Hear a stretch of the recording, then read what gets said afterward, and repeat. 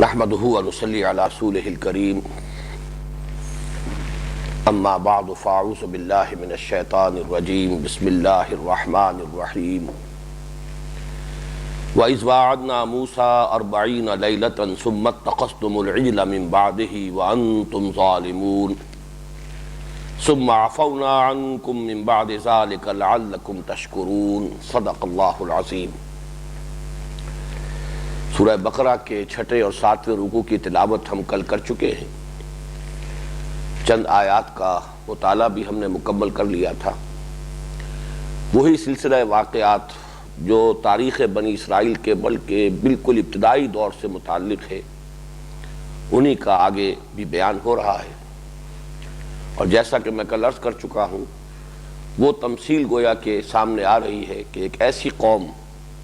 کہ جس نے پہلے ہی مرحلے میں بے وفائی کی ہے، یعنی حضرت موسیٰ علیہ السلام کی اپنی زندگی کے دوران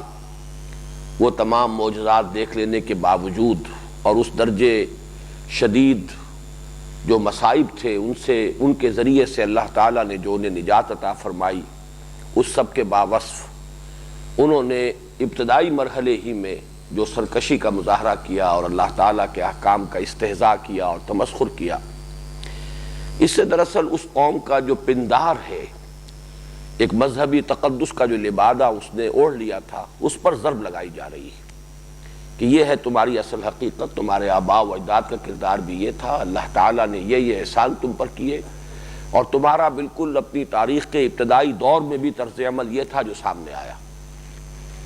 اسی ضمن میں ذکر ہو رہا ہے کہ جب کہ ہم نے طلب کیا موسیٰ کو 40 دن رات کے لیے، یعنی 40 دن رات کے لیے، یہ طلبی جو ہوئی تھی کوہ طور پر، یہ اصل میں طویل سفر طے کرنے کے بعد، جیسا کہ میں کل عرض کر چکا ہوں کہ جدید ایک تحقیق کے مطابق تو جو بحیرات مرہ ہیں، دی بیٹر لیکس، ان میں سے کسی بیٹر لیک کو اس وقت کراس کیا ہے حضرت موسیٰ علیہ السلام نے اپنی قوم کے ساتھ۔ ایک یہ بھی امکان ہے کہ اس وقت تک، چونکہ یہ تو یوں سمجھیے کہ اب سے تقریباً 4000 برس قبل کی بات ہو رہی ہے، تو اس وقت ہو سکتا ہے کہ بحر قلزم کا جو یہ آخری سرا ہے، خلیج سویس، یہ وہاں تک تسلسل کے ساتھ ہو اور درمیان میں جو خشکیاں تھیں وہ ابھی ظاہر نہ ہوئی ہو، تو کہا جا سکتا ہے کہ اسی خلیج سویس ہی کے شمالی کنارے پر انہوں نے کراس کیا ہے سمندر کو، اور پھر خاصا فاصلہ ہے طویل کہ جو خلیج سویس کے مشرقی ساحل کے ساتھ ساتھ تقریباً کافی طویل سفر طے کر کے جو جبل طور ہے اور وادی سینا ہے، وہاں پھر حضرت موسیٰ علیہ السلام اپنی قوم کو لے کر پہنچے، وہاں پڑاؤ رہا، وہاں سے پھر حضرت موسیٰ علیہ السلام کو اللہ تعالیٰ نے طلب فرمایا، اور وضاحت موجود ہے سورہ اعراف میں کہ اصل میں 30 دن کا معاملہ تھا، لیکن بعد میں اللہ تعالیٰ نے کسی سبب سے اس میں 10 دن کا اضافہ کیا۔ فَتَمَّ مِيقَاتُ رَبِّكَ 40 لَيْلَةً، تو تیرے رب کی جو مقدار معین ہے 40 دن 40 رات، وہ مکمل ہو گئی۔ اس سے ہی ہمارے ہاں صوفیہ میں چلے کا لفظ چلا ہے،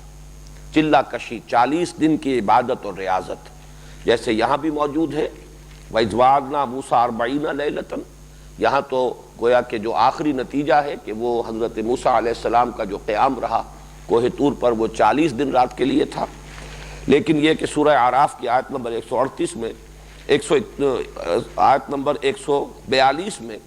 یہ وضاحت کر دی گئی ہے کہ ابتداً 30 دن کا تعین تھا، پھر 10 دن کا اضافہ کیا۔ فَتَمَّ مِيقَاتُ رَبِّكَ 40 لَيْلَةً، تو تیرے رب کی طرف سے جو مقدار معین ہے 40 رات کی، وہ مکمل ہو گئی۔ جیسا کہ میں نے کل بھی عرض کیا تھا کہ انجیل میں حضرت عیسیٰ علیہ السلام کے لیے بھی صراحت کے ساتھ مذکور ہے کہ انجیل عطا کیے جانے سے قبل اور نبوت پر فائز کیے جانے سے قبل یہ 40 روز کا مسلسل روزہ جو ہے حضرت عیسیٰ علیہ السلام سے رکھوایا گیا ہے۔ یہ گویا کہ خصوصی روحانی تیاری ہے کہ اگرچہ نبوت کے لیے اللہ تعالیٰ جن کو منتخب فرماتا تھا، وہ ویسے بھی جہاں تک انسانی کردار اور اخلاق کا تعلق ہے اس کی بلندیوں پر فائز ہوتے تھے، پھر بھی نبوت پر فائز کیے جانے سے قبل اور خاص طور پر کتاب الہی کے عطا کیے جانے سے قبل ان کو ایک شدید ریاضت اور مشقت میں سے گزارا جاتا تھا، جس کا ایک تذکرہ حضرت موسیٰ کے ذیل میں قرآن مجید میں 2 جگہ پر موجود ہے۔ حضرت عیسیٰ علیہ السلام کے بارے میں قرآن میں مذکور نہیں ہے، لیکن انجیل میں صراحت کے ساتھ اس کی تفصیل ہے۔ بلکہ یہ بھی کہ جب 40 دن کا وہ روزہ مکمل ہو گیا حضرت عیسیٰ کا، تو پھر شیطان نے انہیں ورگلانے کی کوشش کی. ٹیمپٹیشن یہ بائبل کے اندر اس کا ذکر ہے، مختلف ترغیبات کے ذریعے سے شرک پر آمادہ کرنے کی کوشش کی، لیکن حضرت عیسیٰ علیہ السلام اس میں ثابت قدم رہے اور انہوں نے لعنت فرمائی ابلیس پر. پھر اللہ تعالیٰ نے انہیں مقام نبوت پر فائز کیا. حضور کی سیرت میں ہمیں یہ وقفہ بہت مختصر نظر آتا ہے، اور وہ بھی مسلسل نہیں ہے. حضور صلی اللہ علیہ وسلم کا بھی جو بھی مراقبہ رہا ہے جبل نور پر جو غار حرا ہے، وہاں حضور صلی اللہ علیہ وسلم، جس کے بارے میں صراحت موجود ہے حدیث میں حضرت عائشہ صدیقہ رضی اللہ تعالی عنہا سے، کہ جب آپ کی عمر شریف 40 برس کے لگ بھگ ہوئی، لما بلغ 40 سنۃ حبب الیہ الخلاء، تو طبعی طور پر آپ کو خلوت گزینی محبوب ہو گئی. یعنی یہ کہ وہ جو اقبال نے کہا ہے، دنیا کی محفلوں سے اکتا گیا ہوں یا رب، کچھ ایسی کیفیت جو ہے حضور صلی اللہ علیہ وسلم کی طبیعت میں از خود پیدا ہوئی اور خلوت پسندی آپ کو محبوب ہو گئی. پھر آپ غار حرا میں کئی دن کئی راتیں مسلسل قیام فرماتے تھے. اگرچہ سیرت کی کتابوں میں اس کی تفاصیل مذکور نہیں ہے، لیکن یہ کہ یہ ایک دور حضور پر بھی آیا ہے. البتہ یہ کہ جو میں یہاں نوٹ کرا رہا ہوں وہ یہ ہے کہ وہ مشقت جو حضرت موسیٰ علیہ السلام سے کرائی گئی اور وہ مشقت جو حضرت عیسیٰ علیہ السلام سے کرائی گئی، وہ حضور صلی اللہ علیہ وسلم سے نہیں کرائی گئی. اس میں بہت سے اسباب ہو سکتے ہیں. ایک وہ سبب بھی ہو سکتا ہے کہ جس کی طرف علامہ اقبال نے اپنے خطبات میں اشارہ کیا ہے، کہ جیسے جیسے تمدن آگے بڑھ رہا ہے، طباعیں جو ہیں انسان کی، ان کے اندر یہ جو فزیکل برڈن ہے اور یہ مشقت جو ہے جسمانی، اس کو جھیلنے کا معاملہ کم ہو رہا ہے. اس اعتبار سے قدیم زمانے میں وہ تحمل جو ہے وہ زیادہ تھا، لیکن اب یہ ہے کہ اس کے ساتھ علم اور حکمت کا اضافہ ہو رہا ہے. تو گویا کہ فزیکل ایگزرشن اور وہ جو عبادت اور ریاضت کے اندر جو مشقتیں پہلے جھیلی جاتی تھیں، اس کے اندر کمی کر کے اس کی گویا کہ کمپنسیشن ہے، اس کسر کا جبر ہے جو اللہ تعالیٰ نے حکمت اور علم کے ذریعے سے کیا ہے. چنانچہ علامہ اقبال نے یہ سجسٹ کیا ہے کہ آج کے زمانے میں ہمیں یہ جو روحانی تربیت کا جو نظام ہمارے صوفیاء کا رہا ہے، اس پر نظر ثانی کی ضرورت ہوگی. آج کا انسان وہ مشقتیں نہیں جھیل سکتا، وہ چلہ کشیاں نہیں کر سکتا جیسی کہ خود ہمارے ہاں بھی یہ جو نظام رہا خانقاہی، اس میں جس قسم کی شدید ریاضتیں کرائی جاتی تھیں، آج ہمیں اس کا کوئی بدل تجویز کرنا ہوگا. اور میں جس بات کی طرف اشارہ کر رہا ہوں وہ یہ ہے کہ علم اور حکمت کا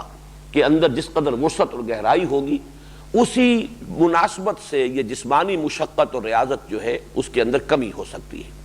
تو سیرت النبی کے تقابل سے میں نے صرف اس نقطے کو چاہا کہ آپ کے سامنے بیان کر دوں. یہاں پر جو بات ہو رہی ہے وہ فرد جرم کے ضمن میں، وہ اصل میں اس قوم کا وہ جرم کہ حضرت موسیٰ علیہ السلام جب غیر حاضر رہے، اس عرصے میں سامری نے انہیں ورغلایا اور کچھ زیورات تھے قوم کے جن کو یہ لے کر ساتھ آئے تھے، ان کو پگھلا کر اس سے ایک بچڑا بنایا. سورہ طٰہٰ میں اس کی پوری تفصیل موجود ہے، کچھ وضاحت سورہ اعراف میں بھی ہے. یہاں صرف اشارے کیے جا رہے ہیں. یہ چونکہ واقعات سارے تفصیلاً پہلے بیان ہو چکے، اور پہلے سے مراد یہ ہے کہ مکی صورتوں میں،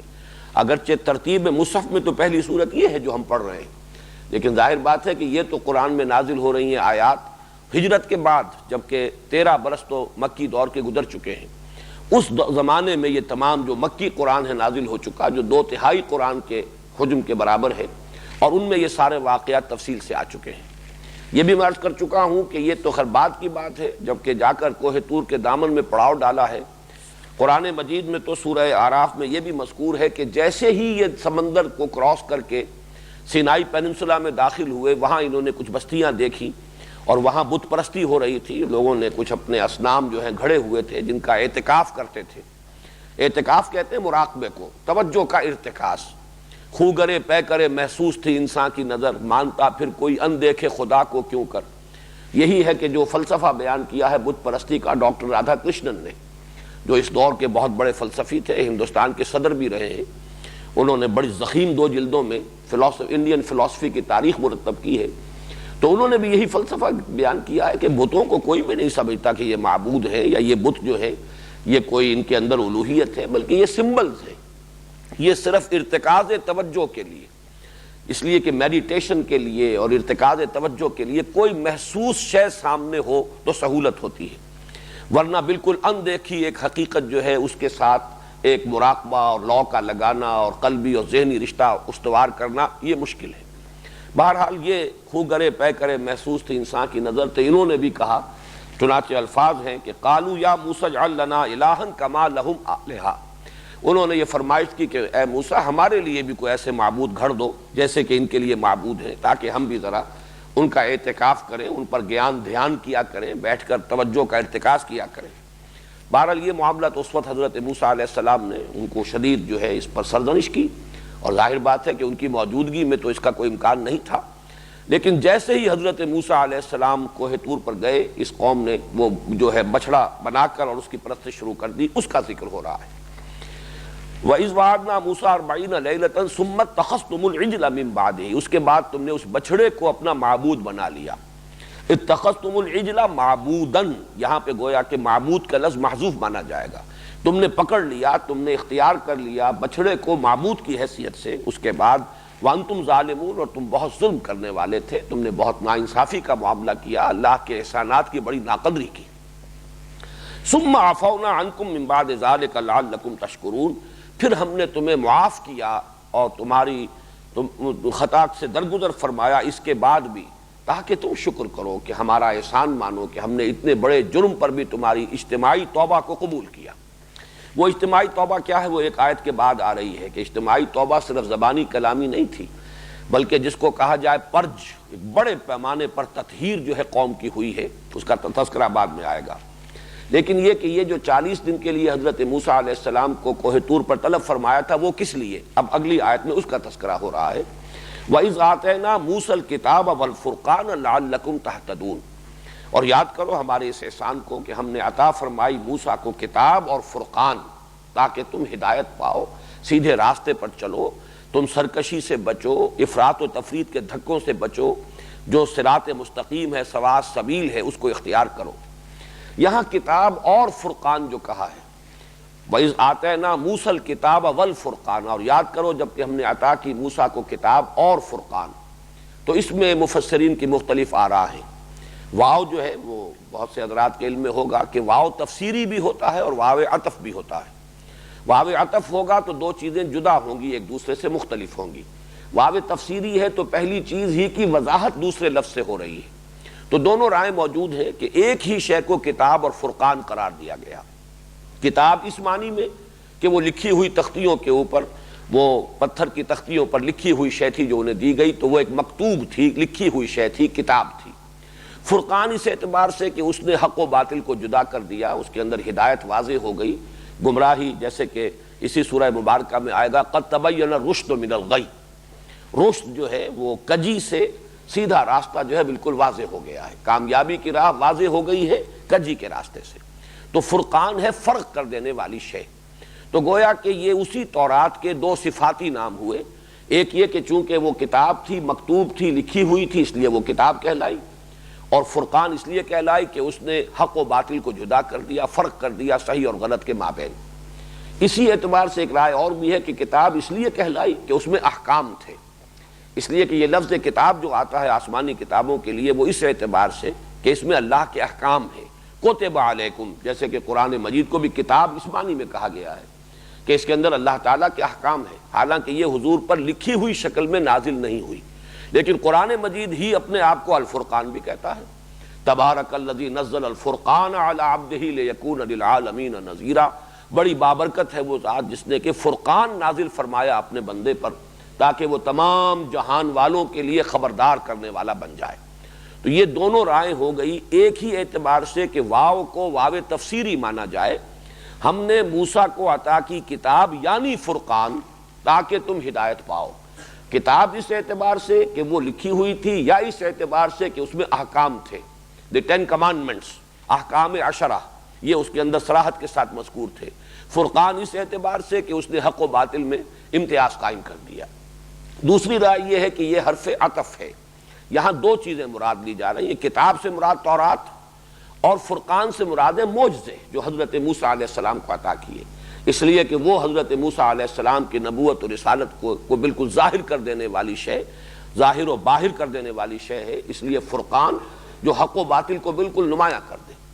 اور ایک تیسری رائے اور بھی ہے کہ فرقان سے مراد ہے جو فتح ہوئی انہیں یہ حاصل کہ ان کا دشمن ان کے سامنے، ان کے نگاہوں کے سامنے غرق کیا گیا،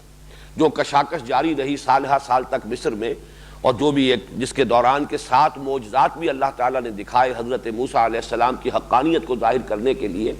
لیکن یہ کہ بالآخر یہ سلسلہ جو ہے ختم ہوا اس پر کہ پوری قوم جو ہے اپنے لاؤ لشکر سمیت جو ہے فرعون غرق کر دیا گیا، جیسے کہ آگے پیچھے آ چکا ہے وَأَنْتُمْ تَنْظُرُونَ وَأَغْرَقْنَا آلَ فِرْعَوْنَ وَأَنْتُمْ تَنْظُرُونَ۔ اس کے لیے گویا کہ قرآن مجید میں بھی ایک نظیر موجود ہے کہ یوم بدر کو یوم الفرقان کہا گیا ہے۔ وہ یوم الفرقان تھا اس اعتبار سے کہ واضح ہو گیا کہ حق کدھر ہے باطل کدھر ہے، اس لیے کہ خود ابو جہل نے دعا کی تھی اصل میں، اور یہ دعویٰ کیا تھا کہ یہ دن جو ہے اب جو بدر کی جنگ ہوگی یہ اصل میں فرقان ہوگی۔ اس سے واضح ہو جائے گا، اس لیے کہ اسے یقین تھا کہ فتح ہماری ہوگی۔ ہم جس اہتمام کے ساتھ تیاریوں کے ساتھ جا رہے ہیں، جو ہمارے پاس اسلحہ ہے، ساز و سامان ہے، ہماری عددی فوقیت ہے، تو فتح تو لازمی ہے۔ جیسے 6 ستمبر 1965 کو بھارت یہ سمجھتا تھا کہ لاہور کو فتح کر لینا تو یقینی ہے، شام کو ہم جیم خانہ کلب میں جو ہے جشن منائیں گے،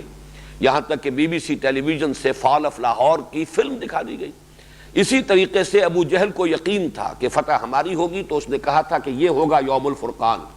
تو اللہ تعالیٰ نے واقعتاً پھر اسے سورہ انفال میں یوم الفرقان قرار دیا کہ اب ثابت ہو گیا ہے، اور حق و باطل جو ہے دودھ کا دودھ پانی کا پانی جدا ہو گیا ہے۔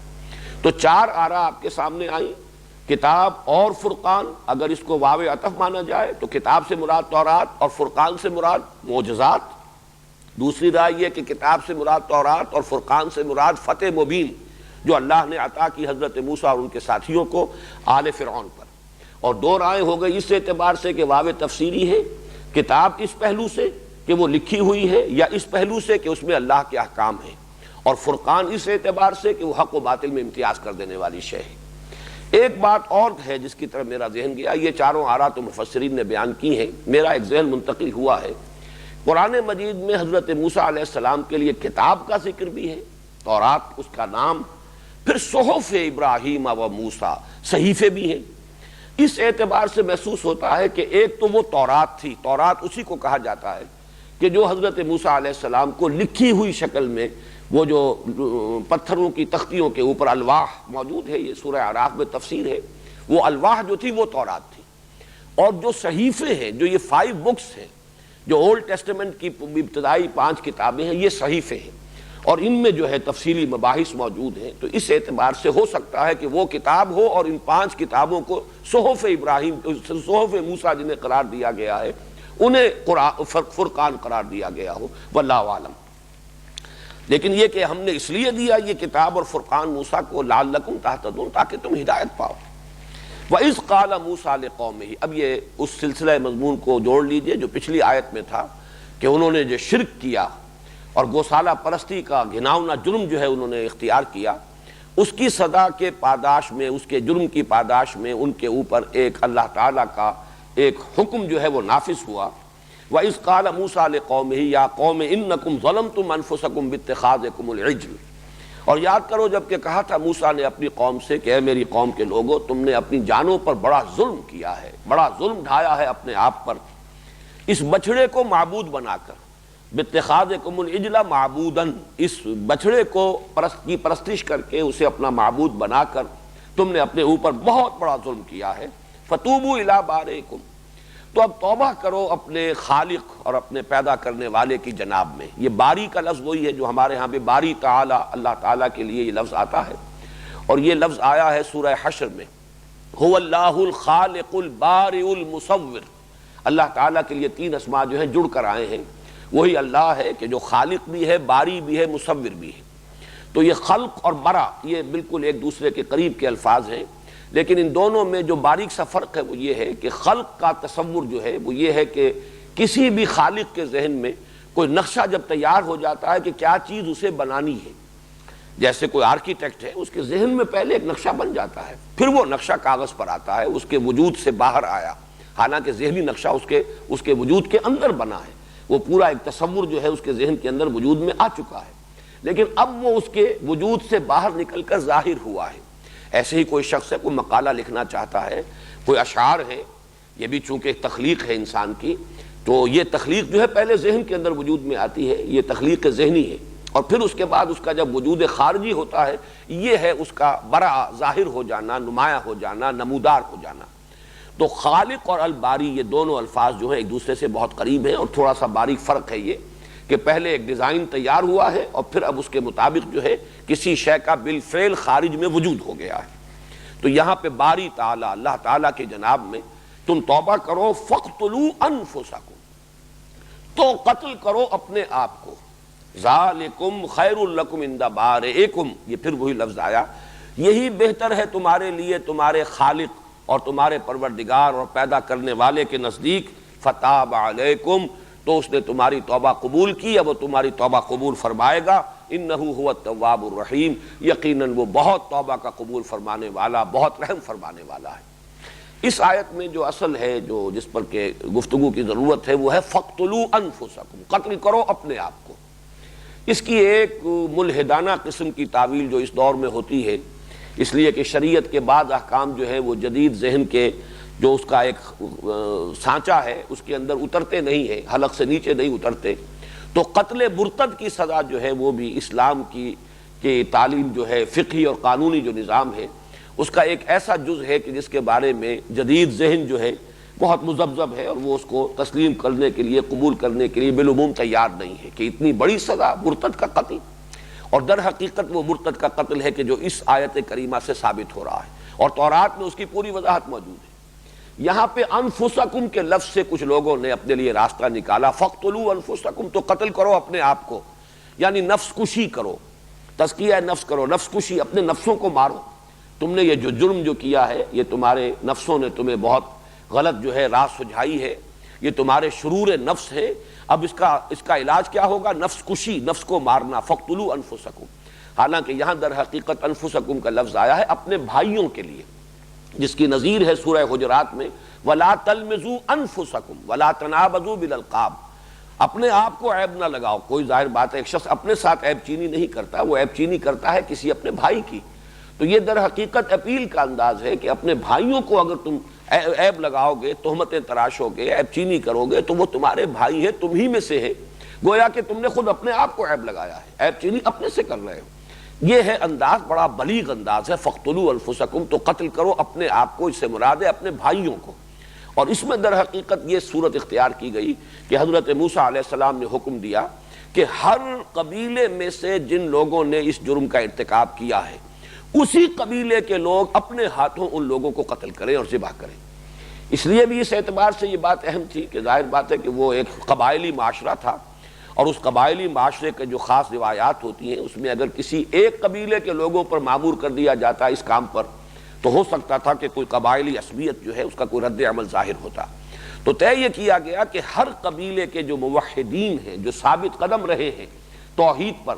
اور اس گھناونے جرم کا ارتکاب انہوں نے نہیں کیا ہے، وہ اپنے قبیلے کے ان لوگوں کو اپنے ہاتھوں سے قتل کریں کہ جنہوں نے اس گھناونے جرم کا ارتکاب کیا، گویا کہ مرتد ہو گئے۔ اس لیے کہ گوسالہ پرستی جو ہے، بچڑے کی پرستش، یہ تو وہ شرک جلی ہے کہ جس کے بعد کوئی امکان نہیں ہے کہ کسی طرح کا اشتباہ رہ جائے ان کے مرتد ہونے میں، ان کے کافر ہونے میں۔ تو یہ قتل مرتد کی سزا ہے، اور تورات میں اس کی پوری صراحت موجود ہے تفصیل کے ساتھ۔ کتاب الخروج، وہی جو ہے بک آف ایکسوڈس، اس میں باب 32 آیات 25 تا 30 میں اس کی پوری تفصیل موجود ہے، اور تعداد موجود ہے کہ 3000 اشخاص، 3000 مرد قتل ہوئے، کھیت رہے اس ایک دن، اس لیے کہ پھر حضرت موسیٰ علیہ السلام کے حکم سے وہ لوگ جو ہیں وہ پورے قبیلوں کے اندر گھوم گئے، اور اپنے اپنے قبیلے کے لوگوں کو انہوں نے چن چن کر قتل کیا جنہوں نے اس گھناونے جرم کا ارتکاب کیا تھا۔ یہی ہے در حقیقت اصل ہمارے ہاں قتل مرتد کی سزا کی۔ اور یہ بات اصولی طور پر سمجھ لیجئے کہ شریعت موسوی اور شریعت محمدی صلی اللہ علیہ وسلم ایک تسلسل ہے۔ جہاں تک تو اصل دین کا تعلق ہے، توحید کا تعلق ہے، اس میں تو تسلسل ہے ہی۔ وہ ایمان جس کو ہم کہتے ہیں، جو دین کی جڑ اور بنیاد ہے، وہ تو حضرت آدم سے لے کر این دم تک، آج تک، اس میں کوئی فرق نہیں ہے، کوئی تفاوت نہیں ہے۔ وہی ایمان باللہ، وہی توحید، وہی ایمان بالمعاد، ایمان بالآخرہ، ایمان بالبعث بعد الموت، اسی طرح ایمان بالوحی، ایمان بالکتب، ایمان بالرسل، ایمان بالانبیاء، یہ تمام کے تمام جو بنیادی امور ہیں وہ ایک ہی ہیں۔ لیکن شریعتیں دو ہیں اصل میں بنیادی طور پر، شریعت موسوی اور شریعت محمدی صلی اللہ علیہ وسلم۔ اس میں جہاں جہاں فرق ہوا ہے وہ قرآن نے واضح کر دیا، جہاں وہی سابقہ شریعت ابھی چل رہی ہے اسی تسلسل کے بنا پر، اس کو قرآن مجید میں ذکر نہیں کیا گیا، لیکن حضور صلی اللہ علیہ وسلم نے اپنے عمل سے اس کا ثبوت فراہم کر دیا۔ میں یہ ساری صراحت اس لیے کر رہا ہوں کہ یہ بھی در حقیقت اسلام کے قانونی نظام کی بنیادوں کو سمجھنے کے لیے بہت اہم نکتہ ہے کہ اگر آپ کسی شے کو یہ چاہیں کہ لازماً قرآن میں اس کی اصل ملے، ضروری نہیں ہے، اس لیے کہ اگر جو شریعت موسوی تھی اس کے کسی جز کو حضرت محمد صلی اللہ علیہ وسلم نے برقرار رکھا ہے، تو چاہے قرآن میں وہ صراحت سے مذکور نہ ہو، حضور صلی اللہ علیہ وسلم کی سنت اور آپ کے عمل کی بنیاد پر وہ شریعت موسوی کا تسلسل جو ہے اسی طریقے سے شریعت محمدی میں برقرار رہے گا۔ یہاں تو پھر بھی میں مثال اس کی دے رہا ہوں کہ جس کا قرآن مجید میں ذکر ہے، اگرچہ مسلمانوں سے خطاب کر کے جہاں پر احکام شریعت آئے ہیں وہاں تذکرہ نہیں ہے، لیکن تورات کے اس حکم کا ذکر یہاں موجود ہے، فَاقْتُلُوا أَنفُسَكُمْ، اور تورات میں جو ہے اس کی صراحت موجود ہے، اور اس کو خام خواہ نفس کشی اور تزکیہ نفس اور ریاضتیں کر کے اپنے نفس کو قابو میں لانے کا ادھر اس کا رخ کرنا جو ہے اس کی تعویل کا، یہ سوائے الہاد کے اور کچھ نہیں۔ یہ وہی جدید ریشنلسٹک جو انداز ہے، جب اس کا غلبہ ذہن پر ہو جاتا ہے تو آدمی ادھر ادھر چور دروازے تلاش کرتا ہے، جیسے کہ معجزات کی خالص سائنٹیفک توجیہیں کرنے کی، جس کی میں نے کل مثال دی تھی کہ ہوا کا اس کو قرار دیا جائے کہ تیز جھکڑ چلا اور اس کی وجہ سے سمندر ہٹ گیا پیچھے کو، لیکن قرآن مجید نے صراحت کی ہے کہ فَانْفَلَقَ وَفَكَانَ كُلُّ فِرْقٍ كَالطَّوْدِ الْعَظِيمِ، یہ سمندر پھٹا تھا، پیچھے نہیں ہٹا تھا، یہ مد و جزر کی بات نہیں تھی بلکہ پھٹنا تھا، اور ہر حصہ جو ہے اس کا وہ ایک چٹان کے مانند کھڑا ہو گیا تھا۔ ان الفاظ کے اندر اب کوئی گنجائش نہیں ہے اس مفہوم سے ادھر ادھر ہونے کی۔ اسی طریقے سے فَاقْتُلُوا أَنفُسَكُمْ، اور اس کی تورات سے جو وضاحت ہے میں نے عرض کر دی کہ 3000 انسانوں کو انہیں اپنے ہاتھوں سے قتل کیا۔ یہ گویا کہ کلیکٹیو پرج ہے۔ کوئی بھی نظریاتی جماعت ہو کہ جس کی اساس نظریے پر ہے، ایک ہے نسلی تعصب اور عصبیت کی بنیاد پر کوئی گروہ ہے، یا کوئی اور عصبیتیں ہیں۔ ابن خلدون نے عصبیت کا لفظ استعمال کیا ہے کہ انسانی معاشرے کے منظم ہونے کے لیے کوئی نہ کوئی عصبیت ضروری ہے۔ عصبیت عصبہ کہتے ہیں گروہ کو، تو لوگوں کو آپس میں جوڑنے کے لیے جب تک کوئی ایسی شے نہ ہو کہ جس سے کہ سب کو کوئی قلبی لگاؤ ہو تو وہ کیسے جڑے رہیں گے؟ یا تو نسلی عصبیت ہوتی ہے جو لوگوں کو جوڑتی ہے، یا لسانی عصبیت ہے جو لوگوں کو جمع کرتی ہے، لیکن ایک نظریاتی جماعت جو ہوتی ہے اس کی عصبیت ساری نظریے کے ساتھ ہے۔ اس نظریے کے ساتھ اگر ذرا سی بھی سہل انکاری کا معاملہ کیا جائے اور اس میں ڈھیل دی جائے تو گویا کہ شیرازہ منتشر ہو جائے گا۔ تو نظریاتی جماعت، نظریاتی قوم، نظریاتی مملکت جو ہے وہ اپنے تحفظ کے لیے اس کو ضرورت ہے کہ وہ اپنے نظریے کی پوری حفاظت کرے اور اس سے انحراف کو کسی صورت گوارا نہ کرے۔ چنانچہ تمام نظریاتی جماعتوں میں یہ پرجز ہوتے ہیں۔ آپ کسی پارٹی میں پرج کیجئے کہ اگر کچھ لوگ ہیں کہ جو اس نظریے سے انحراف کر رہے ہیں تو جتنا جلدی ان کو اس پارٹی سے نکال دیا جائے گا، جماعت سے نکال دیا جائے گا، اتنا ہی اس پارٹی کے حق میں بہتر ہوگا۔ اگر آپ نے ان کو اس جماعت کے اندر گوارا کیا تو رفتہ رفتہ وہ ساری چھوٹ جو ہے ان کی وہ جماعت کے اور لوگوں تک بھی جو ہے متعدی ہو جائے گی اور جماعت کا شیرازہ منتشر ہو جائے گا۔ تو یہ در حقیقت کلیکٹیو پرج ہے کہ جو ہوئی ہے اس وقت بڑے پیمانے پر 3000 انسانوں کا قتل کیا جانا قتل مرتد کی سزا کے تحت، یہ تاریخ کا ایک بہت بڑا واقعہ ہے۔ اچھا، یہاں کے الفاظ بھی خود ظاہر کر رہے ہیں کہ یہ نفس کشی والی بات ہو ہی نہیں سکتی۔ ذالکم خیر لکم عند بارئکم، یہ الفاظ خود بول رہے ہیں کہ کوئی بات ایسی تھی جو ان پر بڑی شاخ گزرنے والی تھی۔ اپنے ہاتھوں اپنے بھائی بندوں کو قتل کرنا یہ کوئی معمولی بات تو نہیں ہے، لیکن یہ کہ ان کو یہ حکم دیا جا رہا ذالکم خیر لکم عند بارئکم، بظاہر تو تمہیں محسوس ہوتا ہے یہ بڑا گھاٹے کا سودا ہے، بڑی سخت حکم ہے جو دیا جا رہا ہے، ان لوگوں کو قتل کر دیں ہم اپنے ہاتھوں سے، لیکن اسی میں عافیت ہے، تمہاری زندگی اسی میں ہے، اسی میں تمہاری وہ نظریاتی جو ہے بقا ہے۔ اگر یہ نہیں کرو گے تو تمہارا شیرازہ جو ہے جو اصل میں توحید کی بنیاد پر ہے، بازو تیرا توحید کی قوت سے قوی ہے، اگر یہ توحید ہی ختم ہو گئی تو تمہاری جمعیت پراگندہ ہو جائے گی، تمہاری طاقت جو ہے منتشر ہو جائے گی۔ ذالکم خیر لکم عند بارئکم فتاب علیکم۔ اب فتاب علیکم کو اگر حضرت موسیٰ علیہ السلام کے اسی قول کے ساتھ لیا جائے کہ انہوں نے یہ کہا اپنی قوم سے، تو اس کا مراد ہوگا اللہ تمہاری توبہ قبول فرمائے گا۔ یعنی توبہ صرف زبانی کلامی نہیں ہے، جیسے کہ عام طور پر بھی ہمارے علماء نے توبہ کی صحت اور اس کی قبولیت کی شرائط معین کی ہیں کہ توبہ کے لیے اس کے قبول ہونے کے، اس کے صحیح ہونے کی شرائط میں یہ بھی ہے کہ جو بھی معصیت ہے اس پر حقیقی ندامت ہو انسان کو، حقیقی پشیمانی۔ نمبر 2، پھر اس کو وہ ترک کر دے۔ اگر بالفعل ترک نہیں کرتا تو توبہ نہیں ہوئی، چاہے وہ توبہ کی تسبیحیں 1000 دانہ لے کر بیٹھ جائے اور استغفر اللہ ربی من کل ذنب واتوب الیہ کی گردان کرتا رہے، وہ توبہ تو نہیں ہوگی جب تک کہ اس گناہ سے دستکش نہ ہو جائے، کنارہ کش نہ ہو جائے۔ اور پھر یہ کہ عزم مصمم ہو کہ آئندہ ہم یہ کام نہیں کریں گے۔ اور اگر حقوق العباد کا معاملہ تو کمپنسیٹ کیجئے، جس پر زیادتی کی تھی یا تو اس سے معافی حاصل کیجئے، اور یا یہ ہے کہ اس کی تلافی کیجئے۔ اگر اس کا مال کھا لیا تھا ناحق، اسے لوٹائیے، کوئی حق تلف کیا تھا اس کی جس طرح سے بھی ہو بھی تلافی کیجئے۔ اگر یہ نہیں کریں گے تو یہ محض زبانی کلامی توبہ جو ہے وہ توبہ نہیں ہے۔ تو معلوم ہوا کہ یہ تمہیں کرنا ہوگا اجتماعی طور پر۔ تمہاری اجتماعی توبہ کی شرط لازم یہ ہے کہ ان لوگوں کو اپنے ہاتھوں سے قتل کرو، تب اللہ تعالیٰ تمہاری توبہ قبول فرمائے گا۔ اور انہ هو التواب الرحیم، یقیناً وہ بہت توبہ کا قبول فرمانے والا، رحم فرمانے والا ہے۔ اس میں یہ بات بھی نوٹ کر لیجئے، میں نے اس نکتے کی ذرا نسبتاً زیادہ وضاحت اس لیے کی ہے کہ جو حد رجم کا معاملہ ہے وہ بھی اسی اصول پر ہے۔ قرآن مجید میں رجم کا حکم نہیں ہے، یہ مانتے ہیں، سب مانتے ہیں، قرآن مجید ہمارے سامنے ہے، لیکن یہ رجم کا حکم تورات میں موجود، شریعت موسوی کا یہ حکم، شریعت موسوی کا یہ ایک بالکل یوں سمجھیے کہ جس میں کسی اختلاف کی گنجائش نہیں، اس کا ایسا حکم ہے، اور اس پر حضور نے اس عمل کیا، اس کو برقرار رکھا۔ اس کا تسلسل جو ہے ہمارے ہاں اب وہ سنت رسول صلی اللہ علیہ وسلم کے ذریعے سے قائم ہوا۔ چنانچہ خلفائے اربعہ نے رجم کیا، اور تمام امت میں، پوری امت 1400 برس میں، سوائے خوارج کے ایک چھوٹے سے طبقے کے، سارے خوارج بھی نہیں، خوارج کے بھی بہت سے فرقے بنے۔ عباضیہ ایک فرقہ آج بھی ہے،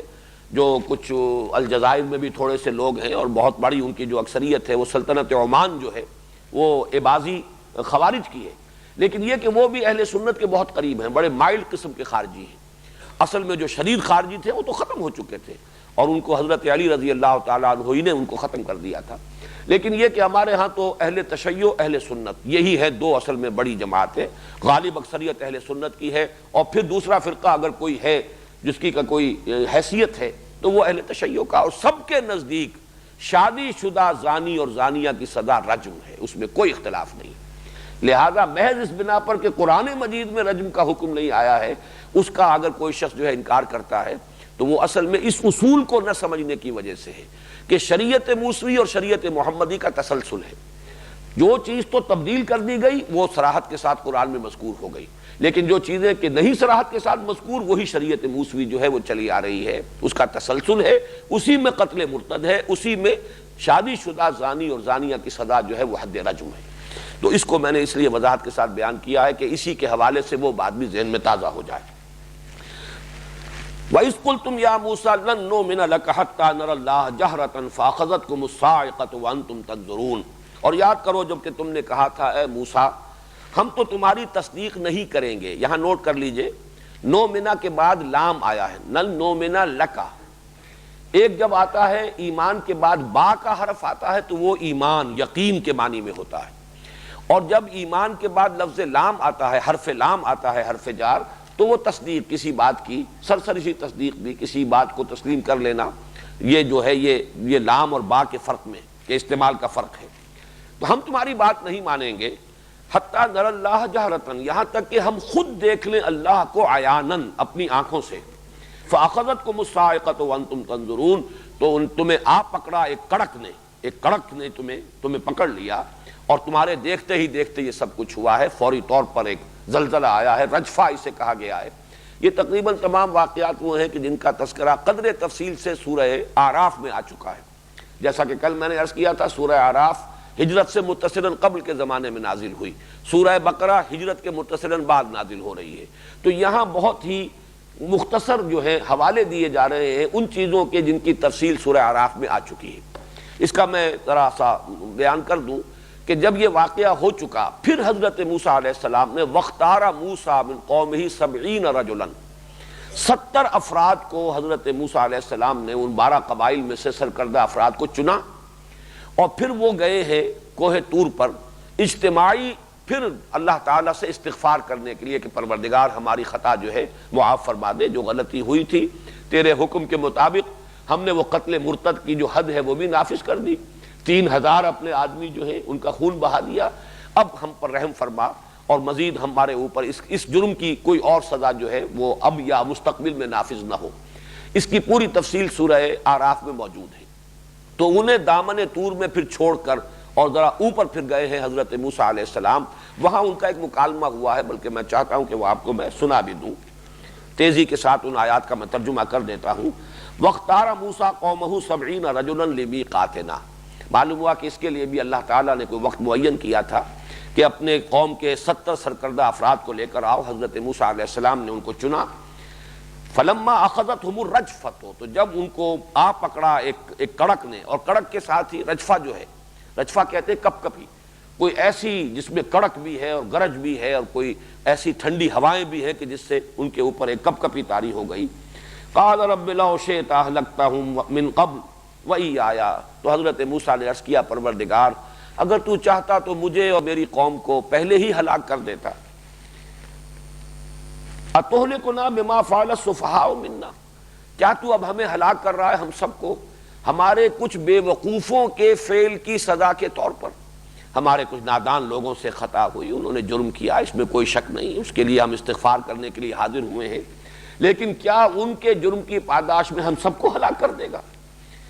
ان ہی الا فتنتک، نہیں ہے یہ مگر تیری طرف سے ایک آزمائش ہے، تیری طرف سے ہمارے لیے ایک ابتلا ہے۔ تضل بہا من تشاء وتہدی بہا من تشاء،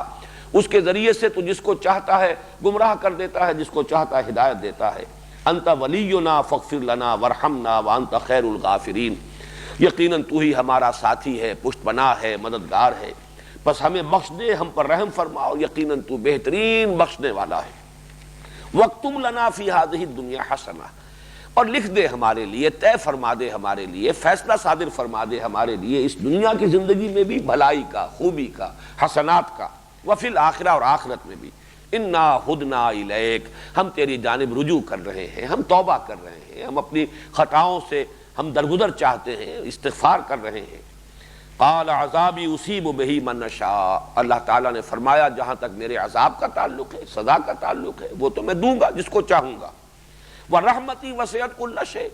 باقی میری رحمت جس کا تم سوال کر رہے ہو وہ ایک تو ہے عام رحمت جو ہر شے کو شامل ہے، تمام مخلوقات کا وجود میری رحمت کے طفیل ہے، ان کی ربوبیت کا سارا سلسلہ میری ہی رحمت کا دسترخوان ہے جس سے سب کو اپنی ضروریات جو ہیں بہم پہنچ رہی ہے۔ فَسَأَكْتُبُهَا، باقی جس رحمت خصوصی کی درخواست ہے موسیٰ تم کر رہے ہو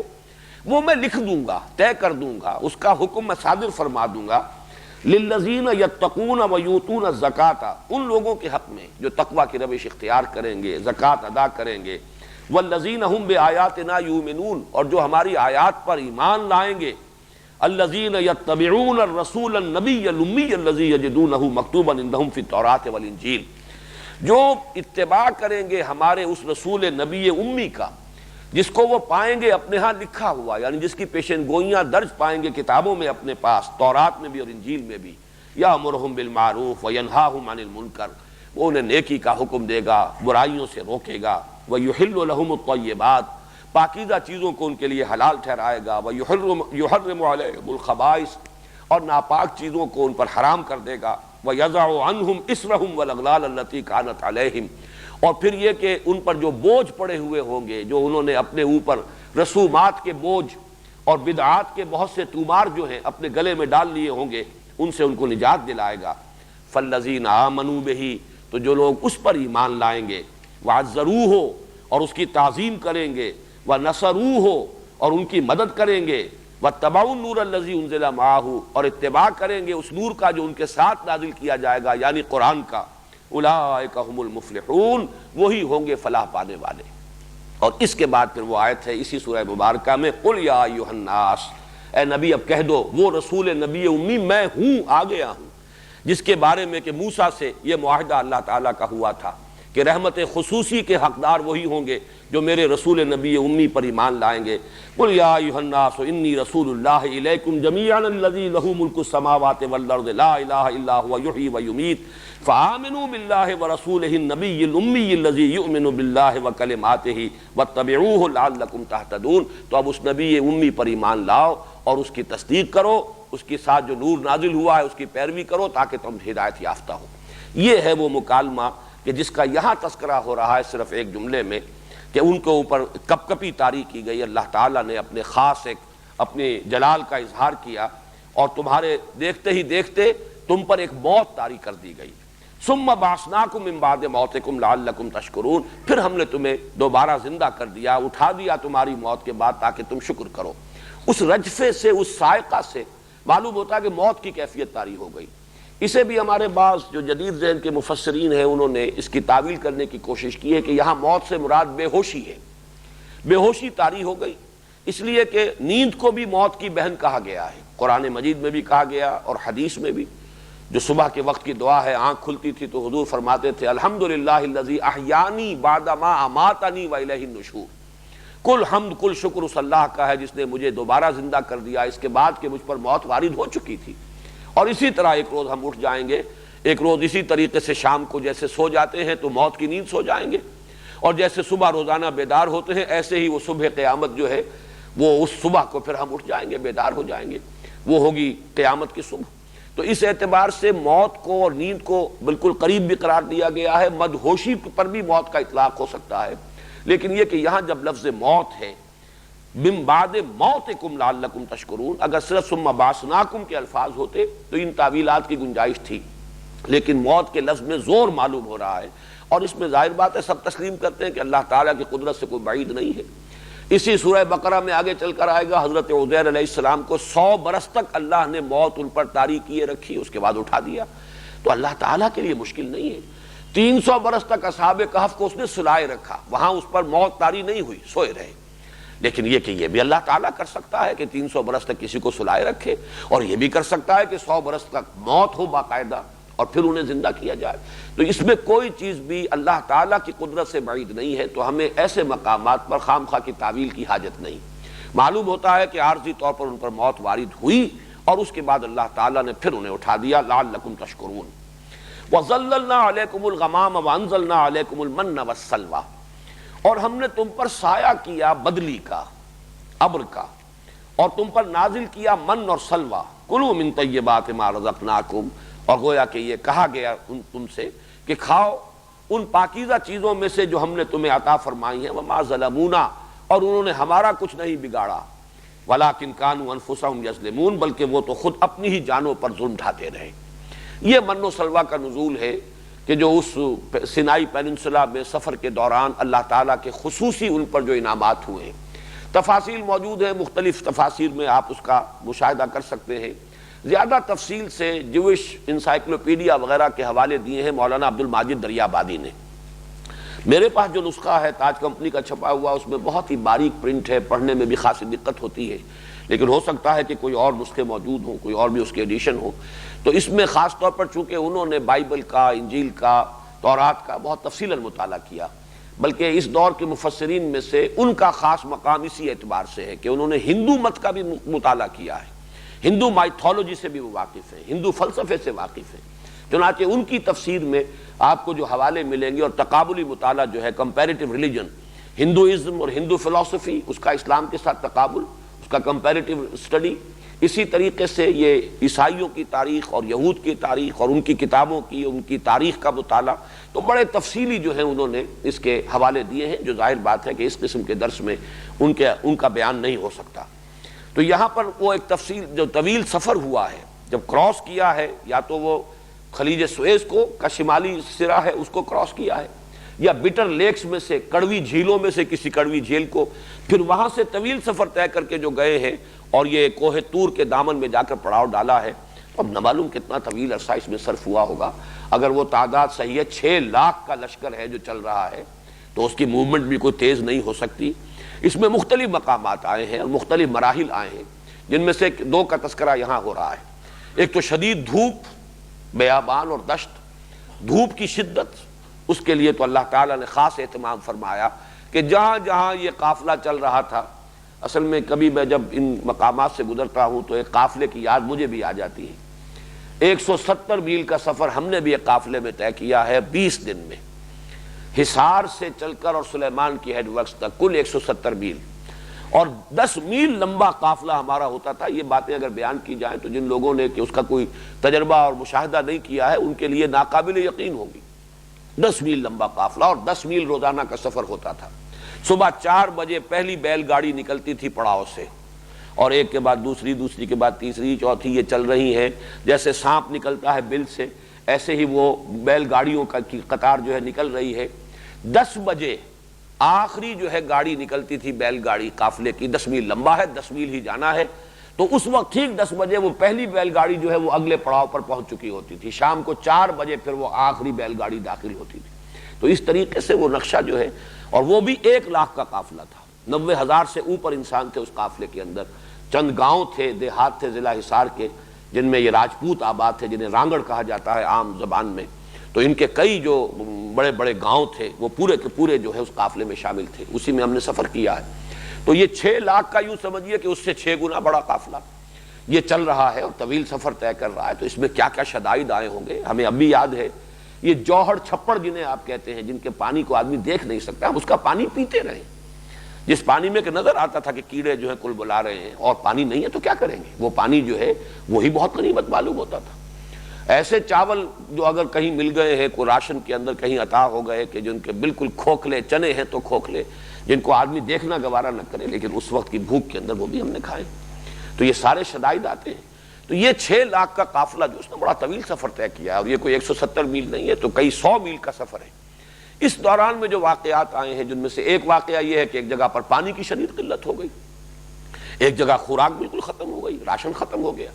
اور اس میں تورات میں بڑی تفصیلات آئی ہیں کہ بنی اسرائیل ایسی ناہنجار قوم تھی کہ جہاں ذرا کوئی سختی آتی تھی وہ حضرت موسیٰ علیہ السلام کے خلاف بڑبڑانا شروع کر دیتے تھے. یہ مروا دیا اس شخص نے ہمیں لا کر, اس سے تو ہم وہیں بہتر تھے, چلو جو غلامی تھی لیکن کھانے پینے کو تو ملتا تھا. ہم اب یاد کرتے ہیں اپنے چولہوں کے پاس بیٹھ کر, ہم ہنڈیوں کے اوپر جب چولہوں پر ہنڈیاں پکتی تھیں اور اس کی خوشبوئیں آتی تھیں اور ہم بیٹھ کر کھانا کھاتے تھے, وہ سارے جو ہیں ہمیں لذتیں یاد آتی ہیں. یہ آزادی کیا دلوائی اس نے تو ہمیں مروا دیا لا کر یہاں پر بیابان میں, نہ کھانے کو کچھ ہے نہ پینے کو کچھ ہے. اس کی پوری تفاصیل تورات میں موجود ہے, ان کا اس طرح کا معاملہ, یہاں تک کہ قتل کرنے پر آمادہ ہو جانا. ایک خاص واقعہ جو ہے جو آگے آئے گا, وَإِذِ اسْتَسْقَىٰ مُوسَىٰ لِقَوْمِهِ, اس میں تو یہاں تک کہ حضرت موسیٰ حضرت ہارون کو قتل کرنے کے درپے ہو گئے تھے. اور پھر وہ جا کر اوندھے منہ جو ہے, جو ان کا خیمہ ایک ساتھ چلتا تھا, عبادت گاہ کا خیمہ, پھر اس کے دروازے پر جا کر حضرت موسیٰ اور حضرت ہارون دونوں سجدے میں پڑے ہیں اور انہوں نے دعائیں کی ہیں گڑ گڑا کر اللہ سے کہ پروردگار کوئی پانی کا بندوبست فرما. تو اسی طرح کے حالات ہیں جن کا تذکرہ ہو رہا ہے کہ کہیں دھوپ کی شدت تھی تو کوئی بدلی تھی کہ جو ان کے ساتھ ساتھ چل رہی ہے, جہاں جہاں وہ جا رہے ہیں اوپر بادل جو ہے ان کا سائبان بھی ساتھ کے ساتھ چل رہا ہے تاکہ دھوپ کی شدت سے نجات ملے. وَظَلَّلْنَا عَلَيْكُمُ الْغَمَامَ وَأَنزَلْنَا عَلَيْكُمُ الْمَنَّ وَالسَّلْوَىٰ, نازل فرمایا تم پر من اور سلوہ. یہ ایک خاص غذا کا اہتمام کیا گیا جہاں کوئی غذا کی صورت نہیں رہی تھی. اور جب انہوں نے اسی طریقے سے حضرت موسیٰ علیہ السلام کو تنگ کرنا شروع کیا, غالباً اذان شروع ہو گئی. وہ آخرہ تو غذا کا سامان جو اللہ نے فراہم کیا وہ 2 شکلوں میں. ایک تو من جو ہے وہ کہتے ہیں کہ رات کے وقت جیسے اوس گرتی ہے ایسے ہی کوئی فضا سے کوئی چیز نیچے گرتی تھی زمین پر, اور پھر صبح کے وقت جو ہے سورج نکلنے سے پہلے جب ذرا ٹھنڈا وقت ہوتا تھا جم جاتی تھی. یہ جیسے دھنیے کے بیج ہوتے ہیں اس طرح کی کوئی چیز, اور اس کے اندر اللہ تعالیٰ نے وہ سارے کاربوہائیڈریٹ جو انسان کو ضروری ہے اس کی غذا کے لیے وہ فراہم کیا. میٹھی ہوتی تھی بڑی, اور اس کو پھر وہ لوگ جمع کر لیتے تھے, اس کو پیستے تھے, اور وہ گویا کہ ان کے لیے جو غلے کی ضرورت ہے وہ اس طریقے سے اللہ نے پوری فرمائی. اور سلوا جو ہے یہ بٹیر کی قسم کا ایک پرندہ تھا, جھنڈ کے جھنڈ آتے تھے اور خود ہی گرتے تھے آ کر قدموں میں, جن کو پکڑ لینا بہت آسان. تو اس سے اللہ تعالیٰ نے پروٹین کی سپلائی ان کے لیے کر دی. وَلَحْمَ طَيْرٍ مِّمَّا يَشْتَهُونَ, جتنے چاہو پکڑ لو. اور یہ دونوں چیزیں جو ہیں اللہ تعالیٰ نے خصوصی احسان سے. من کے بارے میں تورات نے تو یہ کہا ہے کہ اس کا نام من اس لیے پڑ گیا کہ جب وہ چیز دیکھی زمین پر پڑی ہوئی تو انہوں نے ایک دوسرے سے پوچھا من یہ کیا ہے. چونکہ عبرانی اور عربی زبان میں عرض کر چکا ہوں, یا تو ماں بیٹی کا رشتہ ہے ان کے مابین, یا یہ کہ یہ بہنیں ہیں آپس میں, کسی ایک ہی زبان سے دونوں زبانیں نکلی ہیں. تو من ماں کے معنی میں یہ کیا ہے مہذا, تو لوگوں نے اس کی وجہ سے اس کا نام من پڑ گیا. مولانا اصلاحی صاحب کا, مولانا فرائی کا خیال یہ ہے کہ چونکہ یہ اللہ کا خصوصی احسان تھا, من کہتے ہیں احسان کو, من اللہ علینا, اللہ نے ہم پر احسان فرمایا, اس اعتبار سے اسے من کہا گیا. واللہ عالم. تو وَأَنزَلْنَا عَلَيْكُمُ الْمَنَّ وَالسَّلْوَىٰ كُلُوا مِن طَيِّبَاتِ مَا رَزَقْنَاكُمْ, کھاؤ, تمہاری یہ ضرورت بھی ہم پوری کیے دے رہے ہیں, جو پاکیزہ چیزیں ہم نے تمہیں دی ہیں, تمہاری تمام غذا کی ضروریات فراہم کر دی بغیر اس کے کہ تمہیں کوئی کاشتکاری کرنی پڑے, ہل چلانا پڑے, کوئی شکار کے لیے مشقتیں جھیلنی پڑے. وَمَا ظَلَمُونَا وَلَٰكِن كَانُوا أَنفُسَهُمْ يَظْلِمُونَ, اور انہوں نے ہم پر کوئی ظلم نہیں کیا. یہاں ظلم سے مراد ہوگی ہمارا کچھ نہیں بگاڑا، بلکہ وہ اپنی ہی جانوں پر ظلم کرتے رہے. یہاں وضاحت نہیں ہے، لیکن اکثر مفسرین کا اور تورات کے حوالے سے جب تفسیر کی گئی ہے تو اس میں بیان کیا گیا ہے کہ انہیں روک دیا گیا تھا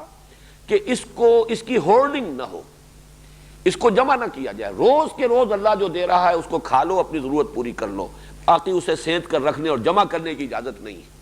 لیکن وہ جو ایک ذہنیت، سرمایہ دارانہ ذہنیت یہود کے مزاج کے اندر جو وہ ایک چیز ہمیشہ سے شامل رہی ہے، چوری چھپے اس کو جمع کرنے کی انہوں نے کوشش کی، اور اس سے پھر یہ کہ اللہ تعالیٰ کی طرف سے کوئی اظہار ناراضگی ہوا، اس کی طرف اشارہ کیا جا رہا ہے. وَمَا ظَلَمُونَا، ہمارا کچھ نہیں بگاڑا انہوں نے، وَلَٰكِن كَانُوا أَنفُسَهُمْ يَظْلِمُونَ، بلکہ وہ اپنی ہی جانوں پر ظلم کرتے رہے. وَإِذْ قُلْنَا ادْخُلُوا هَٰذِهِ الْقَرْيَةَ فَكُلُوا مِنْهَا حَيْثُ شِئْتُمْ رَغَدًا وَادْخُلُوا الْبَابَ سُجَّدًا وَقُولُوا حِطَّةٌ نَغْفِرْ لَكُمْ خَطَايَاكُمْ وَسَنَزِيدُ الْمُحْسِنِينَ فَبَدَّلَ الَّذِينَ ظَلَمُوا قَوْلًا غَيْرَ الَّذِي قِيلَ لَهُمْ فَأَنزَلْنَا عَلَى الَّذِينَ ظَلَمُوا رِجْزًا مِّنَ السَّمَاءِ بِمَا كَانُوا يَفْسُقُونَ. اور یاد کرو جب کہ ہم نے کہا کہ داخل ہو جاؤ اس بستی میں، هذه القرية، اب یہ گویا کہ اشارہ کیا جا رہا ہے ان لوگوں کے لیے. تو هذه القرية یہ بالکل اسی طرح کی بات ہے، وَلَا تَقْرَبُوا هَٰذِهِ الشَّجَرَةَ، تو گویا کہ اشارہ کر کے ایک وہ جنت کا ایک درخت معین کر دیا گیا تھا. اسی طرح ان کے لیے وہ شہر معین ہے. لیکن مفسرین کو بہرحال اس میں پھر کھوج لگانی پڑی ہے، تحقیق کرنی پڑی ہے کہ یہ شہر کون سا تھا. تو سلف میں جو ہماری آراء ہیں وہ دو شہروں کے بارے میں ہے، یا تو یہ یروشلم بیت المقدس کی فتح کا مرحلہ ہے، یا اس سے پہلے جسے آج کل کے نقشے میں جیریکو لکھا جاتا ہے، اریحا اس کا پرانا نام تھا. یہ شہر ہے جو فلسطین کا سب سے پہلے اللہ تعالیٰ نے ان کے ہاتھوں فتح کرایا. اور اس پر تقریباً اجماع ہے کہ یہ حضرت موسیٰ علیہ السلام کے انتقال کے بعد 40 برس تک یہ جو صحرائے تیہ میں بھٹکتے رہے ہیں، جس کا سورہ مائدہ میں تذکرہ ہے کہ جب انہیں جنگ کا حکم دیا گیا کہ اب اللہ کی راہ میں نکلو اور قتال کرو، اور انہوں نے کوڑا جواب دیا کہ فَذْهَبْ أَنْتَ وَرَبُّكَ فَقَاتِلَا إِنَّا هَاهُنَا قَاعِدُونَ، جاؤ اے موسیٰ تم اور تمہارا رب جنگ کرو، ہم تو یہیں بیٹھے ہیں. تو پھر صدا دی گئی کہ اب یہ بیت المقدس ہو یا یہ فلسطین ہو جو ہم انہیں دے چکے تھے، فَإِنَّهَا مُحَرَّمَةٌ عَلَيْهِمْ 40 سَنَةً، اب یہ 40 برس کے لیے ان پر حرام کر دی گئی سرزمین. یتیہون فی الارض، اب اسی صحرائے تیہ میں بھٹکتے پھریں گے. یہ صحرائے تیہ جو ہے یہ اسی سینائی پیننسولا کا شمال مشرقی گوشہ ہے، اس میں بڑا زبردست یہ بیابان ہے اور صحرا ہے. اس کو صحرائے تیہ اسی لیے کہتے ہیں یتیہون فی الارض، 40 برس تک اس میں بھٹکتے رہے. اس 40 برس کے دوران حضرت موسیٰ کا بھی انتقال ہو گیا، حضرت ہارون کا بھی ہو گیا علیہ السلام. اس کے بعد جو نئی نسل پروان چڑھی، اس کو نوٹ کر لیجئے، اس لیے کہ تمدن کے یہ اصول جو ہیں یہ ہمارے لیے جو سبق ملتے ہیں اس سے وہ بہت اہمیت کے حامل ہیں، کہ چونکہ کئی سو برس ان پر تشدد ہوا تھا مصر میں، ان کی غیرتیں کچلی گئی تھیں. جب غیرت اس طریقے سے کچلی جاتی ہے تو ہمت جو ہے انسان میں اور قوت ارادی وہ بھی کمزور پڑ جاتی ہے. غلامی کے اثرات تھے اس پوری قوم کے اوپر کہ جس کو حضرت موسیٰ لے کر نکلے. بزدلی تھی، تھوڑدلا پن تھا، کم ہمتی تھی، قدم قدم پر اپنے ہی رسول کے یوں سمجھیے کہ اس سے دست و گریباں ہونے کے لیے تیار، اور جب حکم دیا گیا جنگ کیا تو کوڑا جواب.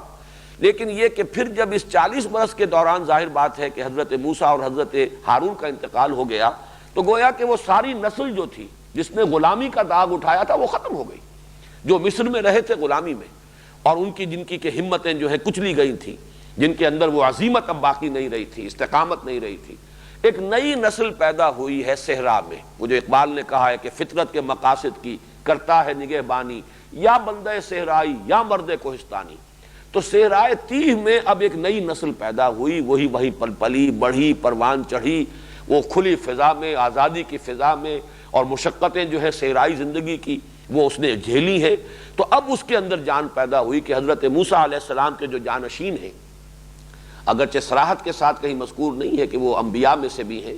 لیکن یہ کہ بعض حضرات انہیں نبی قرار دیتے ہیں. حضرت یوشع ابن نون، جوشوا، تورات کے وہ جوشوا ہیں، لیکن یہ کہ عربی میں یوشع ابن نون، انہی کا ذکر ہے سورہ کہف میں. حضرت موسیٰ علیہ السلام کے جو ساتھی تھے، قال موسیٰ لفتاہ، یہ ایک نوجوان ان کے ساتھی تھے جو ان کے ساتھ رہے تھے اس سفر میں جس پر اللہ نے بھیجا تھا، جس میں کہ حضرت خضر سے ان کی ملاقات ہوئی ہے. بہرحال وہ جب ان کی خلافت کا دور آیا ہے، وہ خلیفہ اول ہیں حضرت موسیٰ علیہ السلام کے، تو جو نئی نسل پیدا ہوئی تھی اس بیابان میں اور اس صحرائے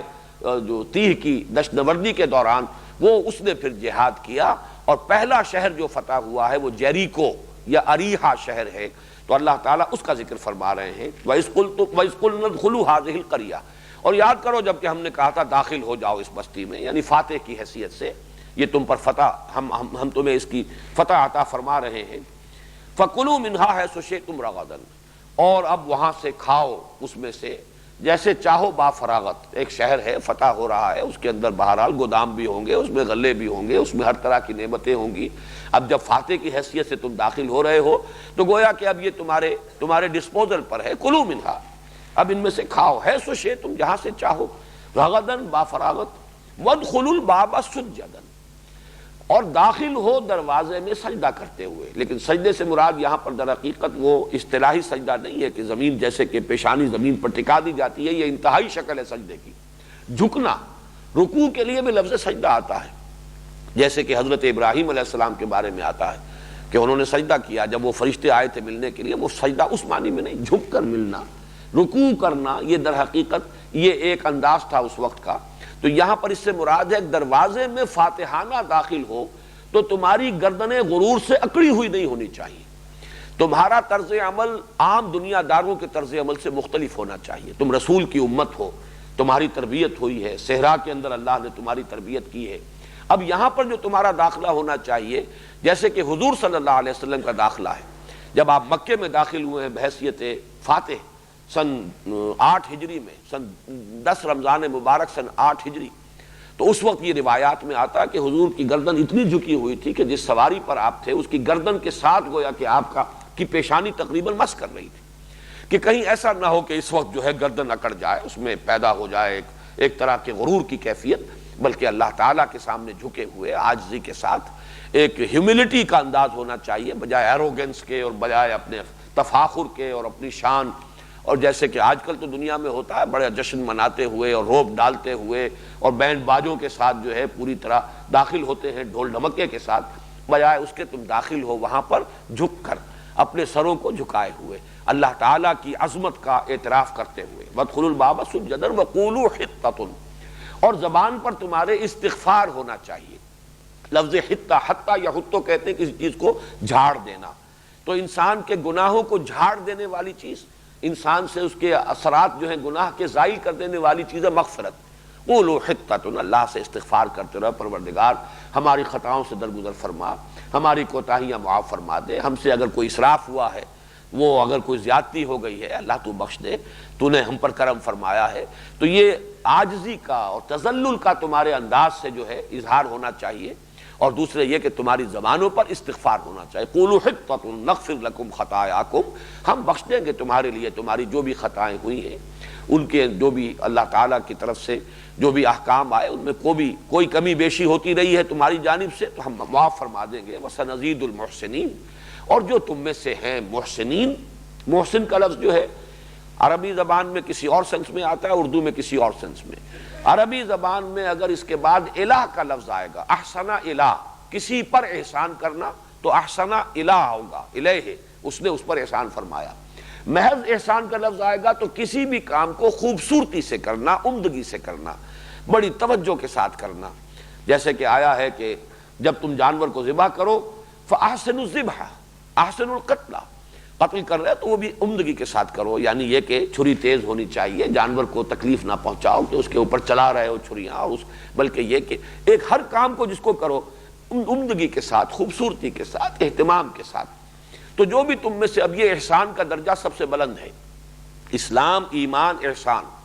تو یہ وہ مقام ہے جو سنزید المحسنین، جن سے خطائیں ہوئی ہیں ان کی خطاؤں سے درگزر فرمائیں گے۔ جو محسنین ہیں،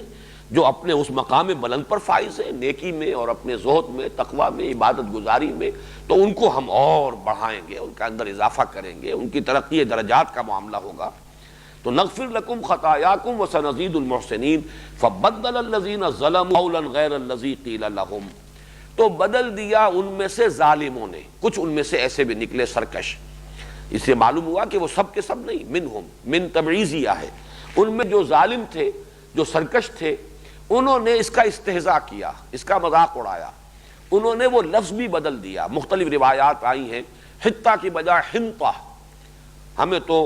گیہوں چاہیے، گیہوں کی طلب میں ہم داخل ہو رہے ہیں. یا حبہ، حبہ، حبہ بھی یہ کہ جو اناج ہے، اس لیے کہ ترس گئے تھے، صحرا میں یہی چیز نہیں مل رہی تھی. من و سلویٰ ہے، اللہ نے عطا فرمایا ہے، لیکن یہ کہ یہ چیزیں جن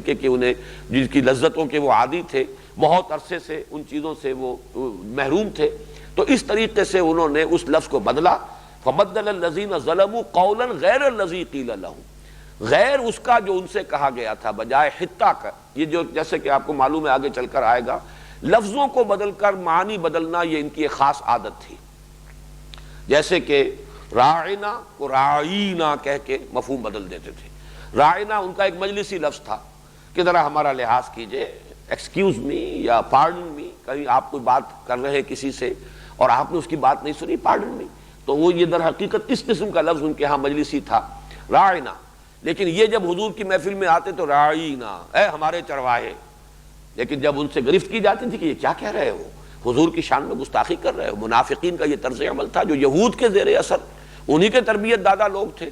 اور وہ اس قسم کی حرکتیں کرتے تھے راعینا، راعینا کی بجائے. تو آگے چل کر آئے گا کہ اللہ تعالیٰ نے مسلمانوں کو حکم دیا تم اس لفظ ہی کو ترک کر دو،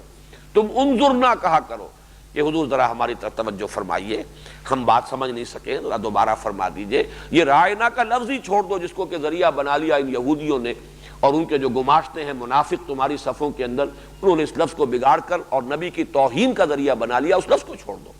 تو جس طرح راعینا سے راعینا بنایا ہے، اسی طریقے سے حتہ کا انہوں نے حبہ یا حنطہ کر کے اپنے اس لفظ کو بدلا ہے. دل ہی دل میں خوش ہو رہے ہیں کہ یہ ہم سے کیا کہا جا رہا ہے، ہم اس کا مذاق اڑا رہے ہیں. لیکن یہ کہ یہ سب کا معاملہ نہیں، نوٹ کر لیجئے. فبدل الذین ظلموا منہم قولا غیر الذی قیل لہم. تو ان میں سے جو ظالم تھے، جو سرکش تھے، جو فاسق و فاجر تھے، انہوں نے اس لفظ کو چھوڑ کر کے جس کا انہیں حکم دیا گیا تھا اس کو ایک اور لفظ سے بدل دیا. فانزلنا علی الذین ظلموا رجزا من السماء بما كانوا یفسقون. تو ہم نے پھر نازل فرمایا ان ظالموں پر، فاسقوں پر، ان سرکشوں پر آسمان سے ایک عذاب، ان کے فسق کی وجہ سے، ان کی سرکشی کی وجہ سے، ان کی ناہنجاری کے باعث ہم نے ان کے اوپر عذاب نازل فرمایا. یہ من السماء سے لازماً مراد یہ نہیں ہے کہ آسمان ہی سے کوئی براہ راست شے نازل ہوئی ہو. اللہ تعالیٰ کے حکم سے جو شے بھی نازل ہوتی ہے اس کے لیے استعارے کے طور پر آسمان سے نازل ہوئی. تورات سے جو معلوم ہوتا ہے وہ یہ ہے کہ ایک وبا ان میں پھوٹ پڑی. اس شہر میں داخل ہونے کے بعد یہ جو سرکش قسم کے لوگ تھے، انہوں نے زنا کاریاں بھی کی. وہاں پر ظاہر بات ہے فاتح کی حیثیت سے داخل ہوئے تھے، انہوں نے وہاں پر بدکاریاں کی، جس کے نتیجے میں طاعون کی ایک بیماری ان میں پھیلی ہے، اور 30,000 افراد ان کے جو ہیں مر گئے ہیں اس طاعون کی وبا میں. تو غالباً اس کی طرف اشارہ ہے کہ اللہ تعالیٰ نے پھر ان کے اوپر یہ اپنا عذاب جو ہے وہ نازل فرمایا. اب اس کے بعد وہ واقعہ آ رہا ہے وَإِذِ اسْتَسْقَىٰ مُوسَىٰ لِقَوْمِهِ فَقُلْ نَضْرِب بِعَصَاكَ الْحَجَرَ. یہ جو بھی محققین ہیں تورات کے اور بائبل کے، ان کا کہنا یہ رفیدیم ایک مقام ہے. یہ کوہ طور سے اور جہاں سے کراس کیا تھا حضرت موسیٰ علیہ السلام اور ان کی قوم نے مصر سے سینائی پیننسولا میں آنے کے لیے، اس کے تقریباً درمیان میں ایک مقام ہے. اور یہ ایک ایسی جگہ ہے کہ جہاں پانی بالکل نایاب ہے، قطعاً نایاب.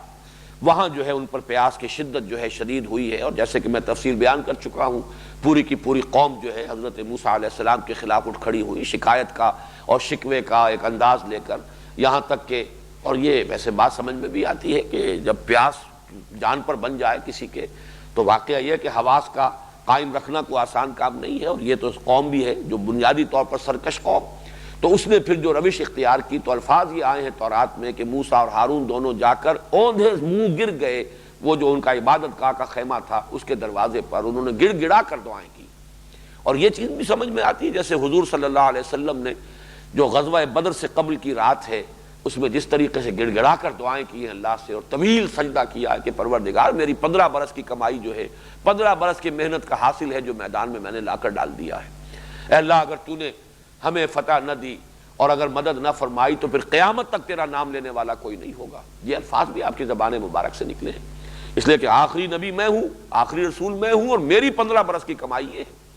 تو اسی طرح کی دعا جو ہے حضرت موسیٰ علیہ السلام نے حضرت ہارون دونوں نے کی ہے. تو اللہ نے حکم دیا کہ اپنا عصا لے کر چلو اور قوم کے بڑے سرداروں کو بھی ساتھ لو، اور فلاں چٹان جو معین ہے اس پر جا کر ضرب لگاؤ. 2 مرتبہ حضرت موسیٰ علیہ السلام نے ضرب لگائی اور اس میں سے 12 چشمے پھوٹ بہے. اس میں مولانا مودودی نے بھی بہت ہی اختصار سے حوالہ دیا ہے کہ بہت سے جو سیاح ہیں جنہوں نے تحقیق کی ہے، خاص طور پر یہ تورات میں جن واقعات کا تذکرہ ہے ان کی، تو اس کا حوالہ بڑا اختصار سے دیا ہے، لیکن مولانا عبد الماجد دریابادی نے بڑے تفصیل سے کئی سیاحوں کی جو ہے وہ کوٹیشنز دی ہیں اپنی تفسیر میں کہ وہ چٹان اب بھی موجود ہے اور اس کے اندر وہ سوراخ ہیں۔ اگرچہ ایک زمانے تک تورات کے لوگ، عیسائی لوگ، یہودی لوگ مذاق اڑاتے رہے قرآن کا کہ یہ 12 کا عدد کہاں سے لے آیا قرآن، 12 چشمے کہاں سے، اس لیے کہ تورات میں کہیں 12 چشموں کا تذکرہ نہیں ہے۔ یہ ضرور ہے کہ چشمے پھوٹ بہے، لیکن 12 کا عدد نہیں ہے، یہ محمد نے کہاں سے بیان کر دیا۔ لیکن یہ کہ ثابت کیا ہے کہ پھر بعد میں جو سیاح گئے ہیں تو وہاں پر وہ سوراخ جو ہیں ان کی تعداد اتنی ہی بنتی ہے، ایک ہی چٹان سے مختلف اس کے گوشوں میں سے، سائڈز میں سے، اطراف میں سے سوراخ بنے اور ان میں سے پانی جو ہے وہ پھوٹ بہا، اور اس طریقے سے 12 چشمے۔ اور اس کا ایک بہت ہی معنوی تعلق ہے اس سے کہ 12 قبیلے تھے، ہر قبیلے نے اپنا ایک گھاٹ معین کر لیا، یہ چشمہ ہمارا ہے، یہ چشمہ ہمارا ہے، یہاں سے جو پانی نکل رہا ہے وہ ہمارا ہے۔ اس سے یہ ہے کہ وہ حالی جو ہے ان کے اندر جو بدامنی ہو سکتی تھی اگر ایک ہی چشمہ ہوتا، جیسے کہ حالی نے کہا ہے کہ کہیں پانی پینے پلانے پہ جھگڑا، کہیں گھوڑا آگے بڑھانے پہ جھگڑا، تو ان جھگڑوں کا بھی اللہ نے سردباب کر دیا، اور 12 چشمے جو ہیں حضرت موسیٰ علیہ السلام کے عصا کی ضرب سے اس چٹان سے اللہ تعالیٰ نے بہا دیے۔ وَإِذِ اسْتَسْقَىٰ مُوسَىٰ لِقَوْمِهِ، استسقا پانی طلب کرنا، سقا یسقی پلانا، اسی سے لفظ سقا بنا ہے پلانے والا، تو اسی سے لفظ ساقی بنا ہے۔ اب تو سقا جو ہے وہ ہمارے ہاں وہ پیشہ ہی ختم ہو گیا جب سے یہ کہ پانی کا یہ نظام ہے اور واٹر سپلائی کا نظام، ٹیپ سے پانی آ رہا ہے، لیکن یہ کہ یہ سقا اور بنا، اور خاص طور پر مکہ مکرمہ میں جب پہلی مرتبہ سن 62 میں حج کے لیے حاضری ہوئی ہے تو باقاعدہ بورڈ لگے ہوتے تھے فلاں شخص سقا۔ یہ سقا ان کا ایک بڑا، ایک یوں سمجھیے کہ اعزاز کا لفظ، جو زمزم کا پانی پلانے پر جن لوگوں کی خدمت تھی اور جو مامور تھے اس پر، وہ سقا کہتے تھے وہاں پر زمزم کا پانی پلانے والے حاجیوں کو۔ تو اسی سے سقا یسقی پلانا، اور استسقا یستسقی باب استفعال پانی طلب کرنا، مانگنا۔ وَإِذِ اسْتَسْقَىٰ مُوسَىٰ لِقَوْمِهِ، اور یاد کرو جب کہ پانی طلب کیا موسیٰ نے اپنی قوم کے لیے، فَقُلْ نَضْرِبْ بِعَصَاكَ الْحَجَرَ، تو ہم نے فرمایا کہ ضرب لگاؤ اپنے عصا سے حجر پر، چٹان پر۔ اور الحجر کہا ہے، یہ الف لام یہاں کہا ہے، کوئی معین چٹان جو بتا دی گئی جس کی تفسیر بیان کرنے کی یہاں ضرورت نہیں۔ ہمارے ہاں بعض لوگوں نے جو ہے اس کی بھی تعویلیں کرنے کی کوشش کی ہے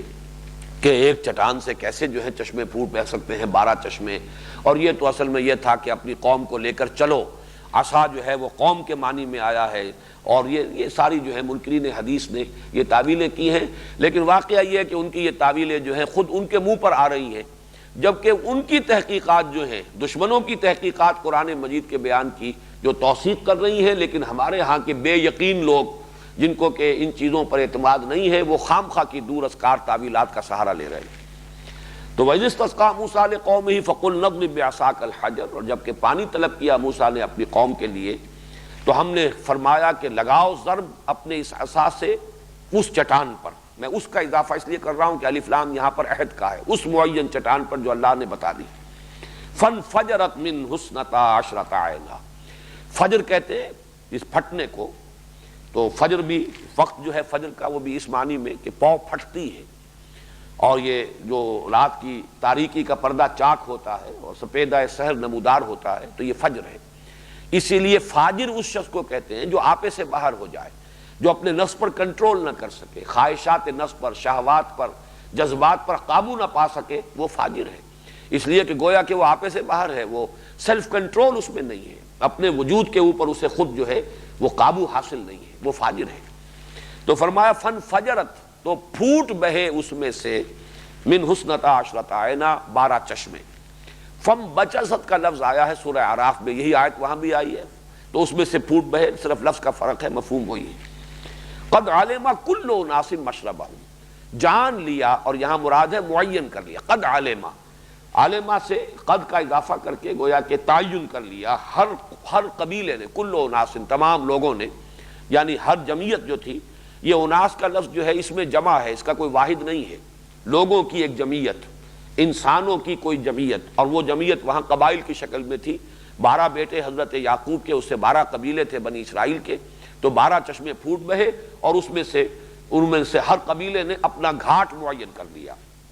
قد علم کل اناس مشربہم، مشرب یہ گویا کہ اس میں ظرف ہے، شربہ یشرب و پینا، اور پینے کی جگہ گھاٹ جہاں سے پانی پیا جائے یہ مشرب ہے۔ قد علم کل اناس مشربہم، ہر گروہ نے ہر قبیلے نے معین کر لیا اپنا گھاٹ۔ کلوا واشربوا من رزق اللہ ولا تعصوا فی الارض مفسدین، اور گویا کہ ان سے کہہ دیا گیا، یہاں پر قیلا کا لفظ جو ہے محذوف ہو جاتا ہے، کوئی ضرورت نہیں اس کی،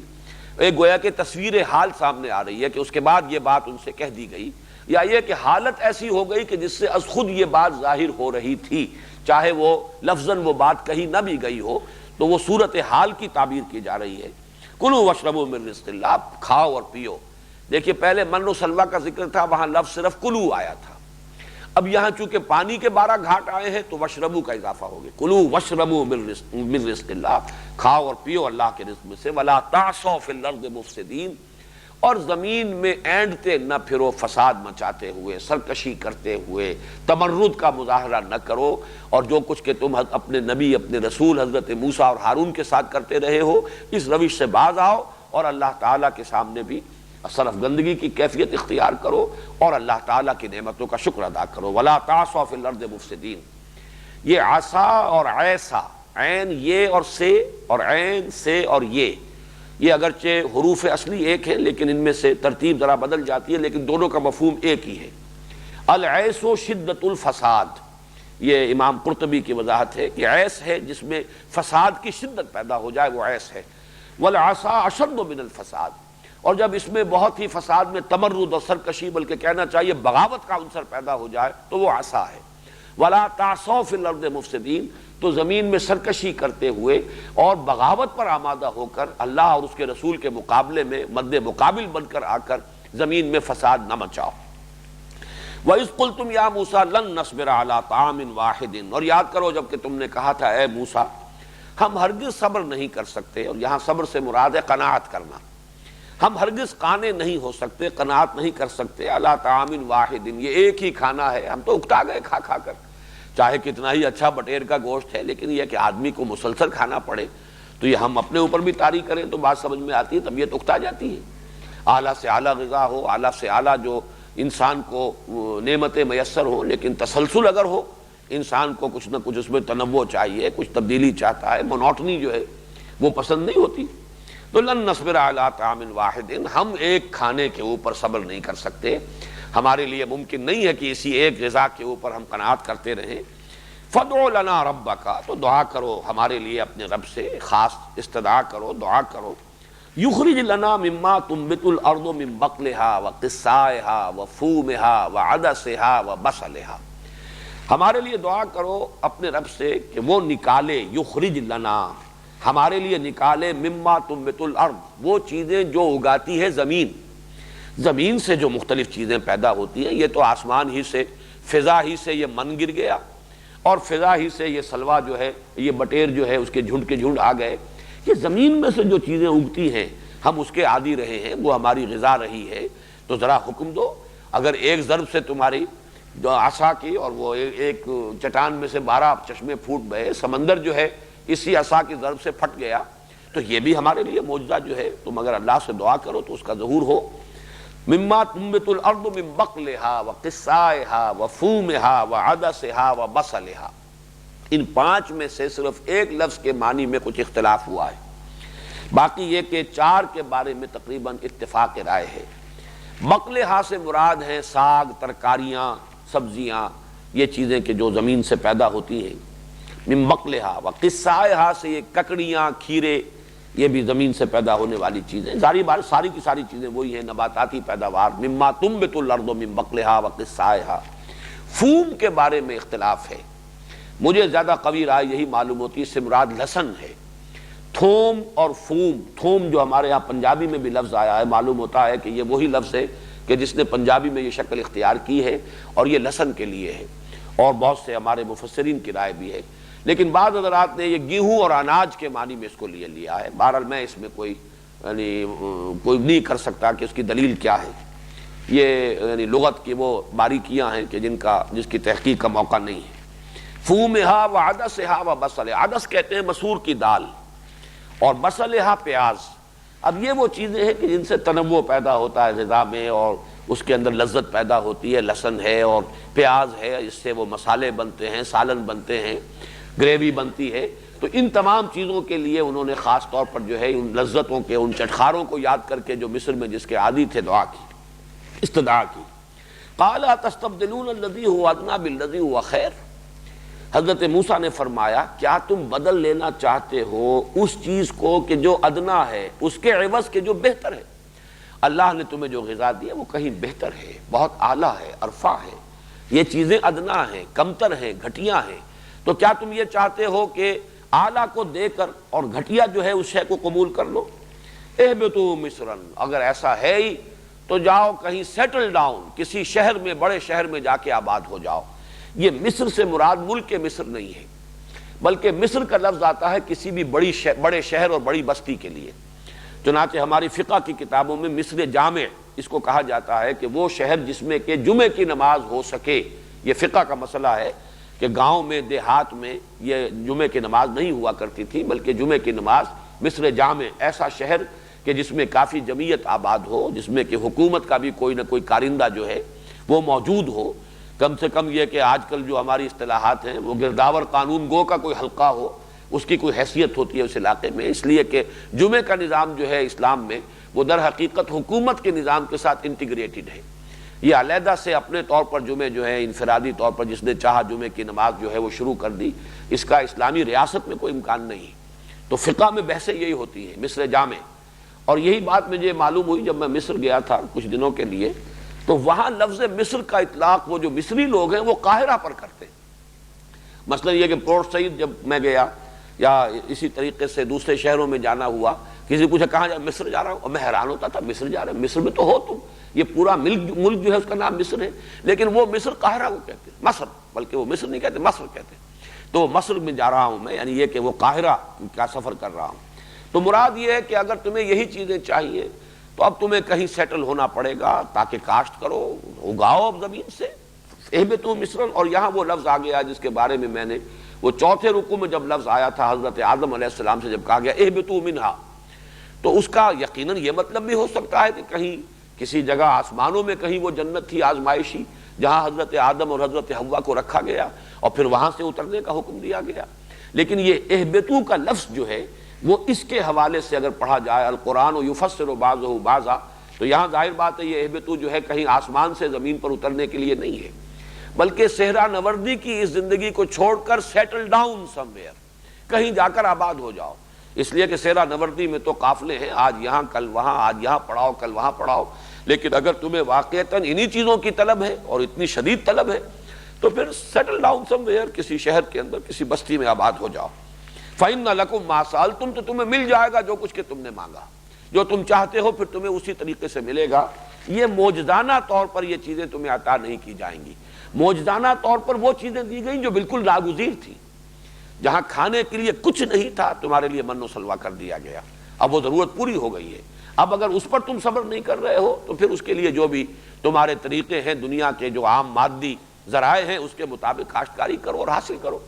تمہارے لیے پانی بہرحال ایک ضرورت تھی اور کوئی اور ذریعہ نہیں تھا، اللہ تعالیٰ نے معجزے کے ذریعے سے 12 چشمے تمہیں عطا کر دیے، لیکن یہ ہے کہ اب اگر تم اس پر ان کی ناقدری کرتے ہو تو پھر جو ہے، جو دنیا کا معمول ہے، جو اس کے قواعد ہیں، جو طبی قواعد ہیں، ان کے تحت کوشش کرو۔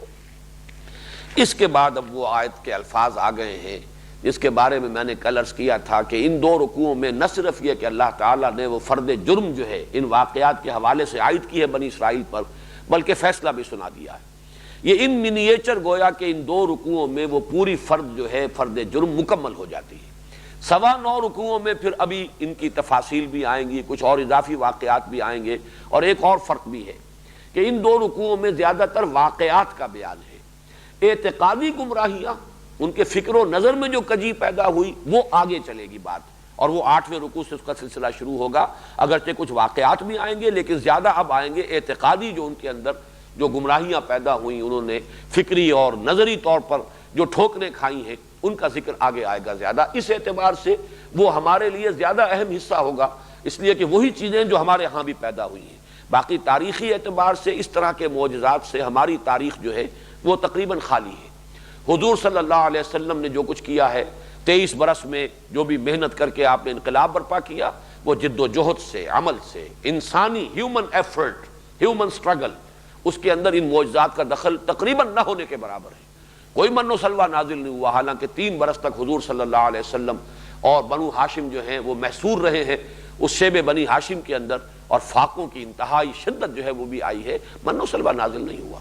اس لیے کہ حضور صلی اللہ علیہ وسلم پر جو تکمیل ہوئی ہے نبوت و رسالت کی، اس کا ایک مظہر یہ بھی ہے کہ انسانیت کا مقام جو ظاہر ہوا ہے وہ حضور صلی اللہ علیہ وسلم کی سیرت مطہرہ کے ذریعے، کہ انسان میں اللہ نے کیا کچھ رکھا ہوا ہے،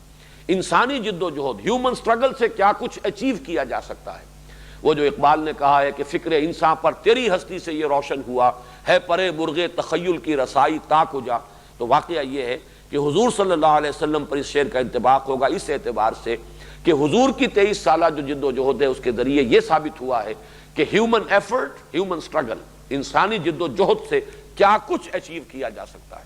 اس میں معجزات کا دخل نہ ہونے کے برابر۔ معجزات طلب کیے گئے اور کورا کورا جواب دیا گیا، قرآن مجید میں ایسے معجزے نہیں دکھائے جائیں گے، بس یہ معجزہ قرآن ہے، جس کو ماننا ہو اس کے ذریعے سے مانے، جو نہیں ماننا چاہتا ہے وہ دفع ہو۔ اللہ تعالیٰ کو کسی کی احتیاج نہیں ہے، اللہ تعالیٰ نے حق کو واضح کیا بیان کر دیا اس قرآن کے اندر۔ بہرحال وہ آیت جو ہے آ رہی ہے، آیت کا وہ ٹکڑا بلکہ پوری آیت نہیں، وَضُرِبَتْ عَلَيْهِمُ الذِّلَّةُ وَالْمَسْكَنَةُ وَبَاءُوا بِغَضَبٍ مِّنَ اللَّهِ۔ ضُرِبَتْ عَلَيْهِمْ، ان پر دے ماری گئی۔ یہ دے مارا جانا جو ہے، ضربہ علی کسی شے کا کسی پر تھوپ دیا جانا، جیسے کبھی بچپن میں ہم نے تو دیکھا تھا عورتیں جب اپلے بناتی تھیں تو اپلوں کو تھوپتی تھی، وہ زور سے مارنا دیوار پر تاکہ وہ چمٹ جائیں اس کے ساتھ۔ اسی طریقے سے گیلی مٹی ہے، اس کو بھی اگر لیپنے پوتنے کے لیے استعمال کرنا ہے تو پہلے اس کو زور کے ساتھ دیوار پر مارا جاتا ہے تاکہ وہ اس کے ساتھ اس کی ایک جو ہے اس کا تعلق قائم ہو جائے، پھر جو ہے اس کو پھیلایا جاتا ہے۔ تو اسی اعتبار سے لفظ لایا گیا ضربت علیہم الذلہ، ان پر ذلت مسلط کر دی گئی، دے ماری گئی ان پر ذلت، والمسکنہ، اور مسکنت، مسکنت کا لفظ جو ہے وہ آتا ہے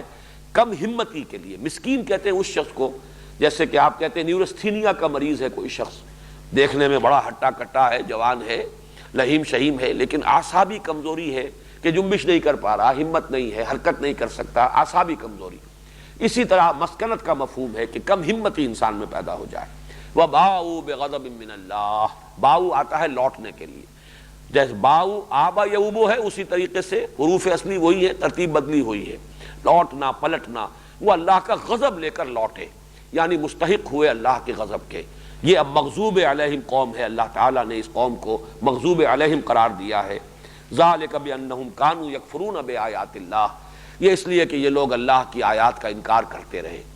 اللہ تعالیٰ کی آیات کی ناقدری کرتے رہے، انکار کرتے رہے۔ وَيَقْتُلُونَ النَّبِيِّينَ بِغَيْرِ الْحَقِّ، اور ان انبیاء کو قتل کرتے رہے ناحق۔ ایک تو یہ کہ قتل نبی بہت بڑا جرم، پھر یہ کہ اس کے لیے جو ان کے مقدمات جس طور سے انہوں نے قائم کیے، اس میں جو بھی یعنی ایک کامن سینس کے جو تقاضے ہیں وہ بھی پورے نہیں کیے، بلکہ گویا کہ بڑی دھاندلی کے ساتھ انہوں نے نبیوں کو قتل کیا ہے، جن میں سے خود تورات میں حضرت یسعیاہ نبی، حضرت یرمیاہ نبی، حضرت زکریا نبی اور حضرت یحییٰ، ان کے قتل کا ذکر موجود ہے۔ قرآن مجید میں صرف حضرت یحییٰ کا ذکر موجود ہے کہ انہیں قتل کیا گیا۔ حضرت عیسیٰ علیہ السلام کو چونکہ وہ رسول تھے، یہ سارے نبی ہیں، لیکن حضرت عیسیٰ رسولاً الی بنی اسرائیل، تو انہوں نے تو قتل کرنا جو ہے اس کا اپنی حد تک پورا جو ہے انہوں نے کر لیا، لیکن یہ کہ اللہ تعالیٰ نے انہیں بچایا اور انہیں زندہ آسمان پر اٹھایا، یہ اللہ تعالیٰ کا معاملہ ہے۔ لیکن ان کے جو جرائم کی فہرست میں گویا کہ یہ قتل انبیاء میں پھر سب سے اونچا جو اور سب سے گھناؤنا معاملہ آئے گا وہ حضرت یحییٰ اور حضرت عیسیٰ کا علیہ السلام۔ یقتلون النبیین بغیر الحق، چنانچہ یہ بھی مولانا عبد الماجد دریابادی کی تفسیر میں دیکھ رہا تھا کہ کچھ محققین، دو وکلاء، ایک پیرس کے اور ایک کوئی لندن کے، ایک انگریز اور ایک فرانسیسی، انہوں نے بڑی محنت کی ہے، انہوں نے وہ سارے جو مقدمہ قائم کیا گیا تھا حضرت مسیح علیہ السلام پر یہودیوں نے، اور رومنز کی وہ عدالت تھی، اس لیے کہ رومی تھے اصل میں حکمران وہاں، یہودیوں کو اس وقت جو ہے وہ ایک اٹانومی حاصل تھی، لیکن یہ کہ اصل حکومت جو ہے وہ رومیوں کی تھی۔ پائلاٹس پونٹس جو ہے وہ گورنر تھا اس وقت، جس کے ذریعے سے پھر انہوں نے حضرت عیسیٰ علیہ السلام کے لیے سولی پر چڑھائے جانے کی سزا جو ہے حاصل کی ہے۔ اس پورے مقدمے کا ریکارڈ اور اس کی تفاصیل انہوں نے بحث کر کے اور پھر یہ ثابت کیا ہے کہ کس قدر دھاندلی کے ساتھ، کس قدر جھوٹ انہوں نے بولے، اور کس طریقے سے کہ قانون کے اور کامن سینس کے اور فیئر ڈیلنگ کے تمام تقاضوں کو رونتے ہوئے انہوں نے تلے ہوئے تھے کہ ہر صورت میں مسیح کو تو سولی پر چڑھوانا ہی ہے۔ تو اس کی تفصیل بھی، یہ تمام چیزیں جو ہیں ظاہر بات ہے میرے مطالعے کے دائرے میں نہیں ہے، میں اس لیے آپ کو صرف حوالہ دے رہا ہوں کہ جو حضرات حوالوں کے خواہش مند ہو وہ مولانا عبدالماجد دریابادی کی تفسیر سے رجوع کریں۔ ذالک بما عصوا وکانوا یعتدون، یہ اس لیے ہوا کہ انہوں نے نافرمانی کی روش اختیار کی اور وہ حد سے بڑھتے رہے۔ اعتداء کہتے ہیں وہ بھی حد سے بڑھ جانا، تعدی کرنا، اعتداء باب افتعال ہے،